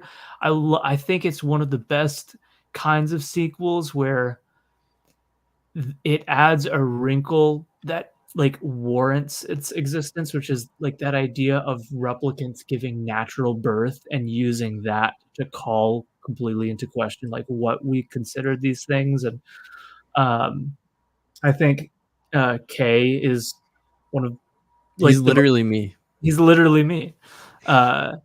He's one of the most compelling protagonists to me ever. And like, yeah, this is, to me, it's just a jaw-droppingly incredible film. Like, it's not, even though it's a sequel, it still almost doesn't really feel quite like anything else. I think it's one of like the most, it sounds dramatic, like one of the most important movies. Like, it's one of those ones that for the original Blade Runner to have the reputation it has, and for like credible people, not just like hyped fanboys, but for credible people to kind of immediately be like, this is at least like, this is just as good, guys. Like, as this 1982 classic that we all have agreed on is like awesome. It's just a special movie to me, and I think it's pretty phenomenal. It's fine. Oh. I'm just kidding. It's great. It's great. Oh, Drew left. All right, Michael, we're getting to what was that? That was number 3. That was your number 3, right? Okay, yeah. So let's stick with Denis here. Arrival is my number 2. Wow, I thought that was going to be your number 1. Nope. It's close. So Number okay, one no, is no, Hot no. Tub Hot Tub Time That's right. He already Machine. No. spoiled that. number one is Yeah. Hot Tub Time Machine 2. Yeah. Um, yeah, Arrival. Dude, honestly, Arrival could pass my number one and be number one next time I watch it. The only reason I can't do that is because I've only seen it once. I don't remember enough of the details. Just like I feel like this with almost any Denis Villeneuve movie except for Dune Part 2 because I watched like 5 times in the theater. But like I think those are all gonna be top 40 movies for me, like all of his movies. But I've only seen them all once, and I don't remember enough about them. You know what I mean? Like I need to be able to think more about them. But Arrival fits that. But it is my favorite Denis film. Like it is the one. Like I have had a similar feeling with multiple of his movies, but this was the big one that when it got done, I was like dumbfounded about how incredible it was and how affected by it I was. And this is kind of for me what I'm looking for in a sci-fi film. It first of all, tone is perfect. The tone is everything I ever want in a movie. But cinematography is incredible. The music is really minimalistic, and it's what is his name? Johan Johansson. Rest in peace. But he does this beautiful score, but it's very minimal and it's minimally used. There's a lot of silence in this movie, which is really cool. But I love that choice so much. So much of the tone and the and just the texture of this movie is just like meant for me. But aside from that, it's just really smart and thoughtful, and I loved the look at like I love that it was focused on like the language of how we would communicate. It was just such a cool idea that I've never seen before. It wasn't just like the alien invasion. Here we go again, another alien invasion movie. I always explain it, and y'all know I love this movie so much, and I know y'all don't, or at least one of you doesn't.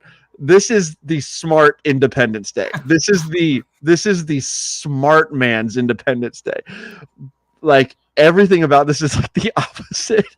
but instead of a fun, a fun rollick here with an alien invasion, we have a much more thoughtful, philosophical. We needed Amy Adams punching the heptapod and saying, "Welcome to Earth." Welcome to Earth. Like, come on. That was the only thing the movie's missing. But no, Jeremy Renner too. He's awesome. I love both of them so much in this film, and so I gotta give it to Arrival again. If I could watch this again and it could surpass my number one. But right now it is my number two, and it is so good, and it is right now my favorite Denis Villeneuve film for sure. I love it for all the reasons you said. I remember whenever I watched it in the theater, I got into my friend's truck. I'm so jealous you got to watch it in the theater, by the way. So jealous. I don't know how I missed it. But when we sat in, he was just like, like, I want to say that was like one of the best movies I've ever seen. Like, I don't want to say it prematurely, but I think that was one of the best movies I've ever seen. I'm like, yep. I think you're right. Yeah, I would agree. It's not often that you come across movies that were made within the last 10 years, that you say that. But I got done watching on my couch and I was just dumbfounded, like, wow. And it's not over the top in any way. It's just like, anyway, I can keep going. It's great. Yeah, it's so great that it's also my number two. Yeah. Yep. I had to do it to him. I think one thing that I've seen people criticize Denny before is that a lot of his films lack, I don't know why people say this, but sometimes they say a lot of his films lack emotion. I don't understand that at all. which is so false. And this film especially, I'm like, the emotion is at the center of Big this time. film. It is the core. I mean, the story is literally Got chills, actual chills. I honestly, like, I don't want to like dive too much into the spoilers, because like if someone hasn't seen this film, like, please just do yourself a favor and go into it without knowing a lot. But like, it's one of those films where like I literally cry every single time I watch it. It is, and it's not even like a super sad cry either. It's like, I don't even know how to It's an describe it. overwhelmed cry for me, where I'm like, and I'm not going to spoil it, but the shots at the beginning and the end of the you know what I'm talking about. Those, to me, when I think of the movie, that's honestly what I think about first. Okay, now I got chills. But yeah, and I think that having the protagonist be a linguist, and like Michael was saying, centering it around language and like how we communicate as humans, I think is just, it's done so beautifully. And I think like one thing that also I really love about the film is having the entire world work together. It's like the one time where they're all setting their differences aside. Mm-hmm. It's the opposite of the cynicism that you brought up. You know? Yes, it's an optimistic film. It really is. Which is crazy, because a lot of Denny's films are very cynical. Sicario's ending is, I hope you weren't having a good day, because you're not anymore. I don't know. I felt really great at the end of Dune Part 2. It's so fun. Yeah. So I mean, honestly, I'm not gonna lie. I do. Dune Part 2. I'm like, I'd join them.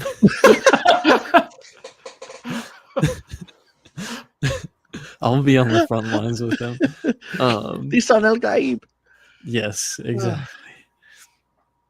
But yeah, it is one of those films where I'm like, I watch it and I'm like, this is perfect. It's flawless. It is amongst the whiplashes of the 2010s. Yeah, exactly. It's one of the reasons why, dude, the 2010s just went so unbelievably hard. It's unreal. Yeah. I'd join them. I get it. Take me there, Timmy. Yes, sir. My number 2 is the OG Blade Runner. I think this has probably my favorite sci-fi aesthetic. I love this very believable kind of shabby futuristic look that's like, you see all of these like East Asian influence, like just in the ads, in the, you know, the languages spoken, you know, just when he's ordering the food and everything, like that cultural amalgamation and the tangibility of like the street level stuff and the glowing like it looks so real and so lived in, and like, and it's got model work that's like basically like Lord of the Rings good. Like the shot of him coming in to land on the police headquarters is one of my all-time favorite shots of any film ever. Like, one, it's just a freaking awesome shot, and two, it's so like, it looks so real, so tangible, because it's real. It's really there, and they do scale so well, and they get their camera movement of the flying cars and flying through cities down so right, because sometimes just the speed of the camera kind of like makes model work feel like model work.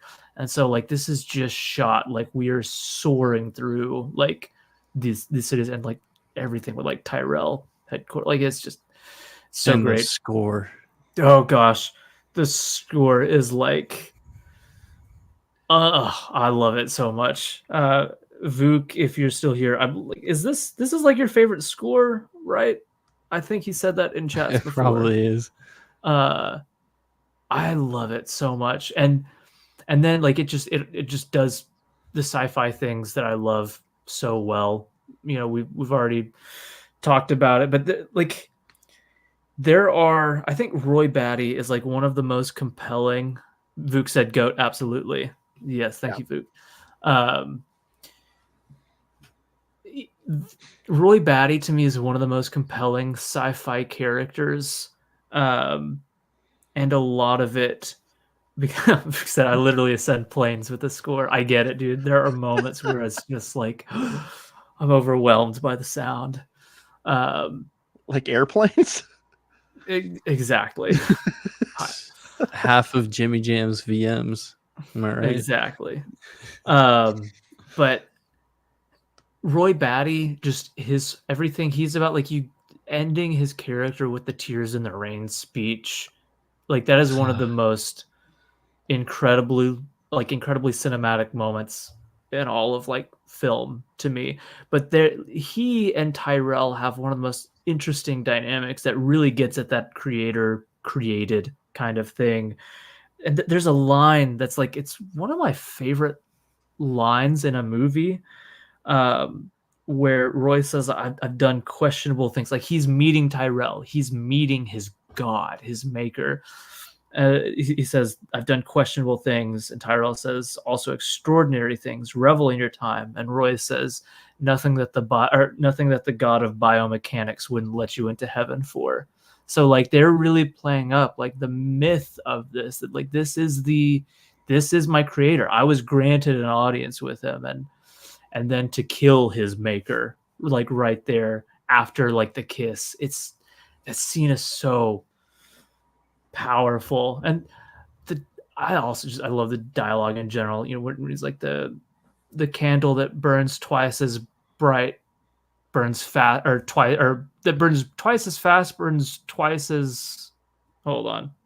Well, you get the idea. The candle that burns twice as bright also burns twice as fast, and you've burned so very brightly, haven't you, Roy? Like just this idea of him wanting to revel in his time. Like you're amazing. You weren't designed to live this long, and I've tried, but I can't. But you're amazing, and learning that wasn't good enough for his creation, and then dying at the hand. Like it's. And then, like, I know a lot of people find Deckard to be a pretty stale protagonist, but I really love him. And I think the staleness is intentional. Like, it feels like he's a man who's intentionally hollowed himself out and numbed himself. Like, so he comes across as, like, unemotive, but that's because he's turned himself into that. And I love... Is he actually a man? Well, and see, I love that as well, but the irony of using inhuman things to then draw him out of the shell he hollowed out for himself. I think his arc is really, really strong, and yeah, I just really, really love this movie. It's got like my favorite. It's my favorite looking sci-fi movie ever. The score is, and then I guess the last thing is, I'm also a really big fan of like film noir, and this is just straight up a film noir. Like it is a detective, like he's beating the streets looking for his mark, and whenever he has to like shoot the girl when she's running out, and Blade Runner Blues starts playing on that sci-fi saxophone, I'm like, this is why we make movies right here. Like the slow motion falling through the face. Like, exactly. But like just seeing her, like, and then the irony of her, like, or not irony, but just her breaking through the glass and falling through the fake snow with her fake blood splattering everything while the sax plays, and he's there showing his, detective badge. I'm like, oh my gosh, this is film right here. This is cinema. This is it. I love this movie so much. It's a good one. Yeah. All right, Michael, number one.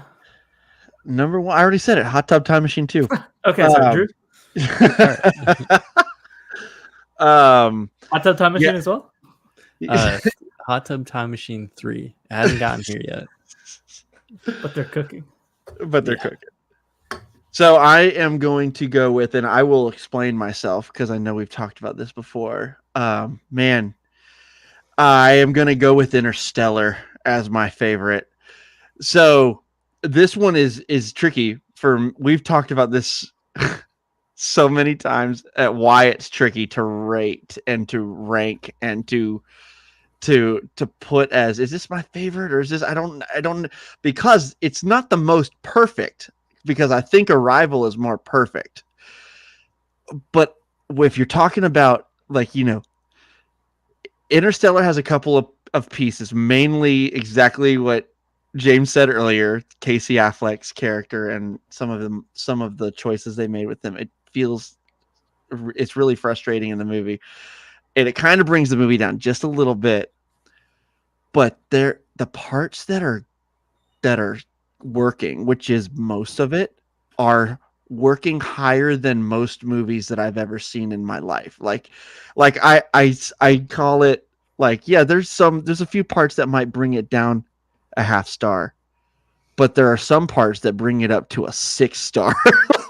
like it is so freaking incredible. The docking scene, the scene on the planet where with the waves and the passage of time, like they're on the planet for, what is it, like they're on the planet for like 17 or like what is it, 2, I can't remember how long they're on there. It's a very small handful Short of amount hours. of time, but they get back to the ship and their partner had been on that ship for like 30 years or 20 years or something, and it's like, what? So like this film to me there are things that this film does that are better than any other sci-fi film I've ever seen, and I've seen it more times as well, and it really, really gets me emotionally as well. Like the iconic, meme of Matthew McConaughey crying is like legit, is such a legit scene that I hate that it's a meme. Like, you know what I mean? Like, I hate that it's been memeified, but it is so powerful. Him watching those videos of his kids sending messages to him over the years, and then they just stop coming. Like, and oh, dude, the heartbreak and like you really feel in this film the value of time, and also just like it's like Arrival in that, like, it's really not a cynical film. Its main theme is love. It's love. It was love, Tars. It was love, Tars.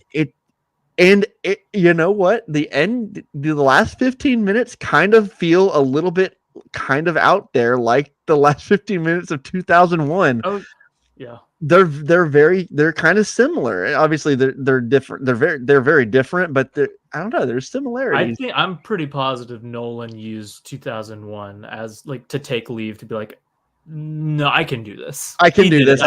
If he could do this, I can do. Yeah, for sure. And early on when I first saw it, I didn't know what I thought about the ending. And as I watch it more and more, I'm like, I freaking love this ending. It is wild, but it is so powerful and beautiful. Again, it's just like such an emotional ride. This whole film is. And also I think Anne Hathaway gets not enough credit for this movie. I think she's incredible in this movie. I think she's so good. And lest I forget to talk about Hans Zimmer's greatest achievement musically. Could be. This to me, it is. Like, I can mention, 20, but to me, this film, he does something that he does things that are unique in this one that he doesn't do in other movies. And I'm not saying he doesn't have other unique ones, but he does. Like the main instruments in this one, of course, there's classic strings at certain points, but like the way that he utilizes pipe organ and piano in this one, like bonkers crazy piano in some of the more intense sequences with Matt Damon, by the way, his probably most hateable character ever. But I think Hans Zimmer like outdid himself with this film. This is probably my most listened to score of all time. And even just the shots of the corn, like I'm a sucker for cornfield shots. Ugh, like it's so good. It's so good. I feel like I'm forgetting things to talk about it because there's so much good, but I adore this movie. It is, like I said, it's not perfect.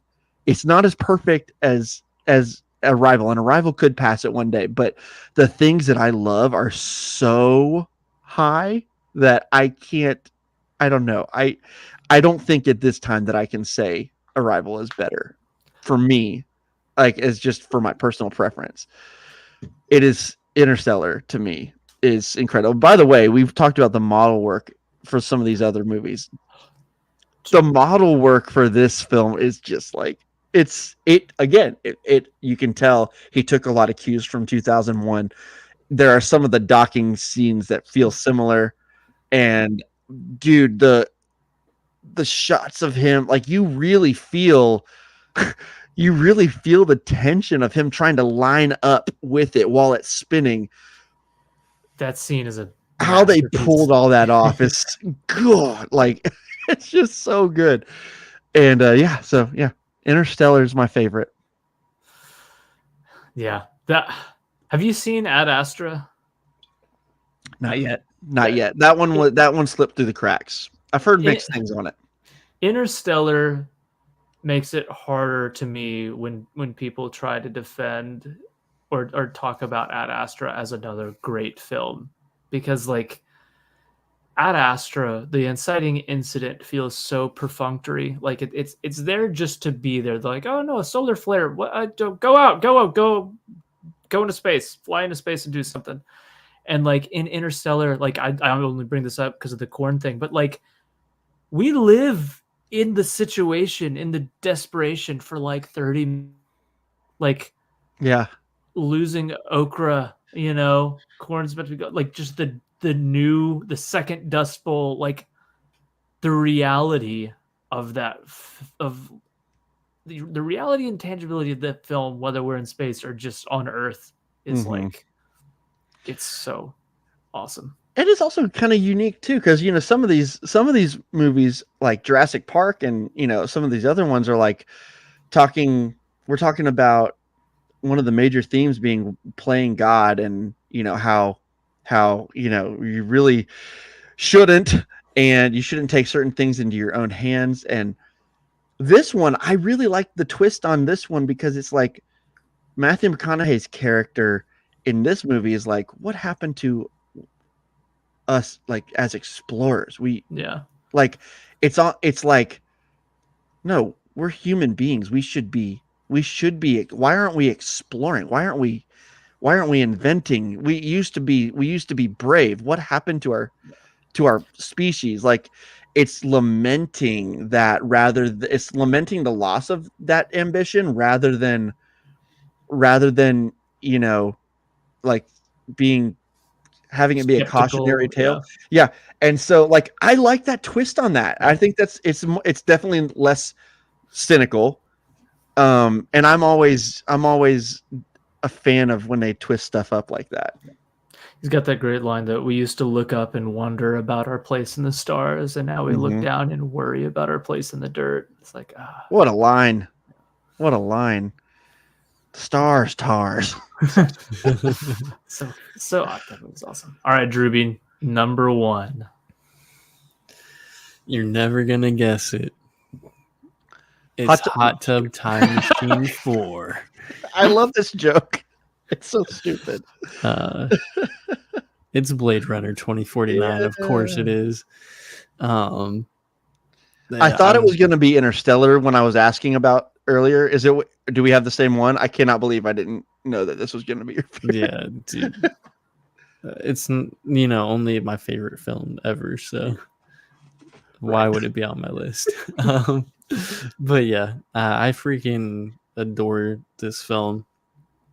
Just like James was saying about the first Blade Runner, which I also love, and I kind of feel dumb for not including it on my list, but it is what it is. Blade Runner 2049 is my favorite looking film. Like it's just is that good. I think that it has the same kind of in terms of its visual style, the same kind of idea of how can we make this look as real as possible. But I also love I really love how Denis Villeneuve and Roger Deakins just push the boundaries with color. Their use of color in this film is just it's so good, especially whenever Kay is out in Vegas and there's just sand everywhere. He's in a sandstorm and it's just completely orange. And but there's like so many scenes like that where it's like everything is purple, everything is blue, everything is green, everything is red. Like it's just a stunning film visually, and every other aspect of it is is just top tier. It's got a phenomenal score. Like James, I listen to it like really often, and it's one of those scores where like it's got enough themes in there that are like recognizable, but it also has a lot of like ambient music where like I can just throw it on in the background if I'm like studying or whatever I'm doing, and it's a vibe. It gets me in like the atmosphere and everything. Kay is one of the best protagonists in my opinion because he is literally me. And also I think one thing that's super underrated or underappreciated in it is its action sequences. The opening of the film when Kay is fighting when Ryan Dude, that's Gosling one is of the fighting. best openings of any movie. Is Oh everything yeah, on the the intensity, the dialogue in that scene. But when he's fighting Dave Bautista's character, dude, it's just it's so visceral and it feels so real. You feel every single one of those punches when he flies through the wall. Like you feel that strength. Yeah. And the every single action sequence in this film has that like just that weight to it that like you don't really see often um in a lot of films. So yeah, And I it's got just Morbius himself. dude, yes, it does have Morbius. Marvin time, baby. And I think that's something that's really interesting about this film. It's mostly about like what does it mean to be human, but it also does have the well, what happens when you're playing God with Morbius himself. And so it kind of just has the best of both worlds with its sci-fi themes. The birthing scene of like the one replicant when he's there Yeah. and he's like, "Happy birthday!" Like that scene is just incredible. Man, what a movie! It's insane. And I am so jealous that you got to see it in IMAX. It was so awesome. Yeah. That's that score alone. So, All right. My number one is the one that we've talked about a lot and kind of like the quintessential one, which is 2001. I watched this movie the first time in a group, and it was with a group of people that I wasn't sure how I was going to like how they were going to respond to it. And so part of me was like in the back of my mind that whole viewing, like 90% of my brain was like dedicated to watching the movie, and then 10% was like, what are they thinking about this? What's going on? But that 10% just kind of got drowned out as the movie went on, and I was like, what am I watching? I'd love the boldness to be like, to just start with literal like minutes of a black screen and like terrifying music, like Kubrick was like, this movie is important, so shut up. Like you just feel a sense of importance. But honestly, there are shots where like, I mean, even if this were made now, I'd be like, that is unbelievable. The shots, and it's iconic now for a reason, but the shots of like all the planets lined up of like that gives me chills. It's so incredible. And I'm completely with you, Michael, on like kind of being in awe of the Dawn of Man sequence. That whole time I'm like, I'm not bored. Like I'm it was fun to track with it, this kind of shortened view of like this evolution that happens. And it's the definition of visual storytelling, watching them realize what they can do with a blunt object, watching it go from a tool to a weapon. And once that discovery of it as a weapon is made, it's like the most famous match cut in history for a reason. But when the bone is thrown and then it cuts from the bone to the shuttle, it's like, it's one of the coolest things to have ever happened in a movie, I think. And I could watch like 30 minutes of docking sequences to the Blue Danube. Like the music is so, because I love all the classical music played in it. It's also just kind of gives it the sense of like grandioseness and importance and stuff. But what, like, I love like the Pan Am shuttle, like making it look so believable. Like this is just the new commercial flying, and the visualization of everything. Like the floating pen was, they just got a glass table and they taped a pen to it and they twisted the table so the pen looked like it was floating, and now it looks like absolutely perfect on screen.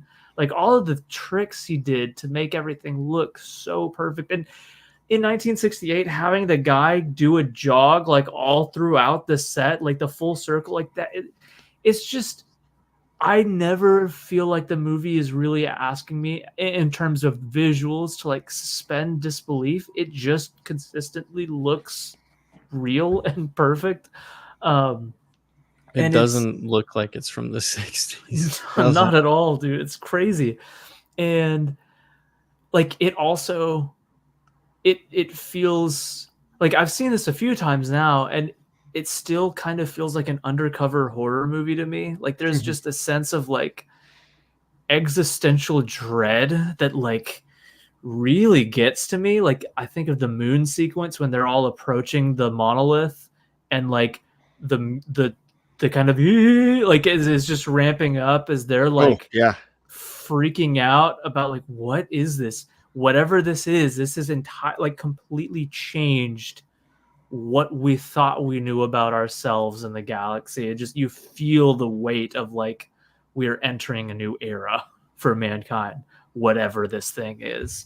And I love that it's like told in pieces, where you got the Dawn of Man, and then you've got like the setup with the guy that we stick with, who's on the space station and the moon and all that, and then we get like what people think of, as the bulk with the HAL and everything. And I feel like that whole thing, like there's a whole story being told just there. Like to me, it's just like it's a sci-fi telling of like Genesis, just on their ship. And then I love the ending. It is a wild ride to me, but it's kind of like Interstellar now, where I'm like, this is weird, but I'm into it. Like I love it now. It's love. And it was love, Hal.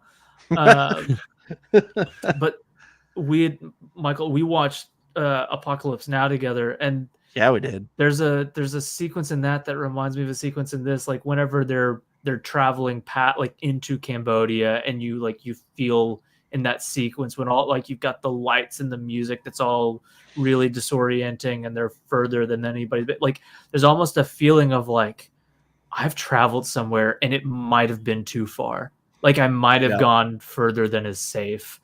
And whenever the title card comes up and it's like to Jupiter and the space beyond, or like whatever it says, which is like, okay, no man has actually been out here. Like this is now like the space beyond what we know. I get that feeling of like, maybe I went a little too far. I feel out there. I feel away from home, and with his sense of isolation, and then the ending with the whole aging and the space baby. It's like it is Kubrick being like, talk about this for years. All right, I have given you a movie that is worth talking about for years as you try to disentangle what's happening here. And I don't know. I think of all of the movies that I've like picked as my favorite, like this is the one that, even though there are movies like Interstellar that are like, it's clearly influenced by, so you can't say it's like, oh, there's no other movie that's in any way like this, because there are movies that have been influenced by it.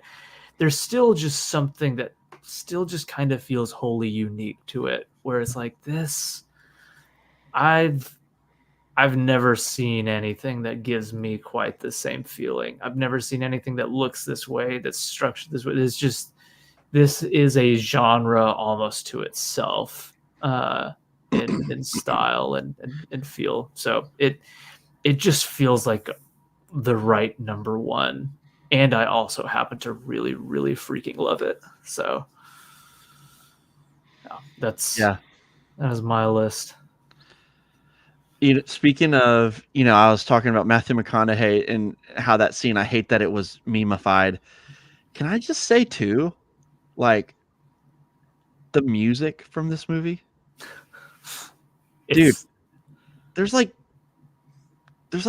I don't know, car commercials that use this music, like Toy Story 2.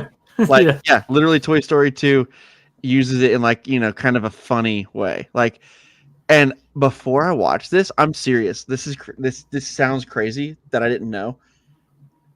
All these years, I've heard that billions of times, probably, like in lesser things, in things that are like, Toy Story 2 is great, but like in like silly comedy bits or something. I didn't know that was from 2001. And when that hits at the beginning of the movie, I was like, they cheapened this? Like, this has been a meme in my head for so many years, and it's this? It kind of pisses me off. Is nothing sacred. It really makes me angry, like more angry than the Matthew McConaughey one. Like, but that music is iconic, and I thought I have it as Toy Story 2 in my head, buzzed in a video game. And that sequence great, to be honest. No, seriously, Toy Story 2 is basically perfect. I love Toy Story 2, but it's the way they use that is, it's kind of like he falls down a shaft, and it's kind of a joke almost. Like, come on. And again, I've literally heard that in like random commercials. Like, I've seen it in Windex commercials, dude. It was just, Home Depot commercials, and it's like, this is literally this huge, grand, important thing. When those planets are just, and you see the sun shining across them. Oh my gosh.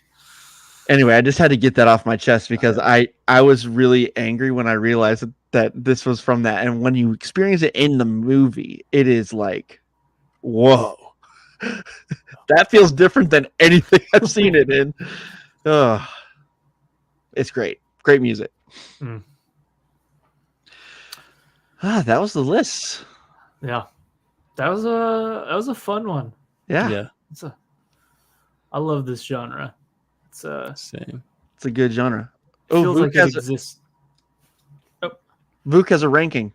Oh, nice. He says number 1, Blade Runner. Number 2, there's a lot of numbers right here. Number 2, 2001. Number 3, Blade Runner 2049. Number 4, Arrival. Number 5, Akira. Honorable mentions and low-key 3-way tie for 5th, but in this order: Close Encounters of the Third Kind and Matrix. that is one I feel like we would have brought up if we'd all seen that. I haven't seen I've seen seen Close it, and Encounter. it's awesome. Does it qualify in our our what we've I talked think about? so. It's all about first contact in a Yeah, more I think kind of- I think it fits in. Oh wait, you've Yeah. seen it, Drew? Yeah. He has, yeah. Oh. Okay, awesome. Well then I'll Yeah. shut up. I've got that awesome, like, you remember when I bought Apocalypse Yeah. Now, that also I have Close Encounters as well, a really great set. I need to put it in at some point and watch it. It's I freaking love that movie. Oh man, I didn't watch it. Akira was one of those margin ones, Vuk. It's a 5-star masterpiece to me, but it was a hard one for me to be like, wow, but what does it really fit in? But He also says Ender's Game would be there if Ender's Game had a real adaptation. Yeah, I know that I haven't movie really pissed book fans off hardcore. So, oh well. All right. Well, thank times. you to everybody who's stuck with us in the live stream and have commented. I always enjoy that interaction. And also, thank you for those listening to this as a podcast in the future. I hope this is still entertaining as something no longer just live. And then thanks to both of y'all. I had a lot of fun discussing. Yes. Yeah, this was really fun. I am glad that this one won out. This one, I really do think that this topic was awesome, and I'm glad that, honestly, now I just want to go watch a sci-fi movie. I know. Yeah. I don't want to work tomorrow. I know. Same. Oh well. All right. Well, guys, I don't know what our live stream sign off is, but something about supporting theaters and staying hydrated. So don't do drugs. Yeah. Just do love, Tars. Just do love, Tars. Oh my gosh. That works. I like that. Let's end it there. Bye.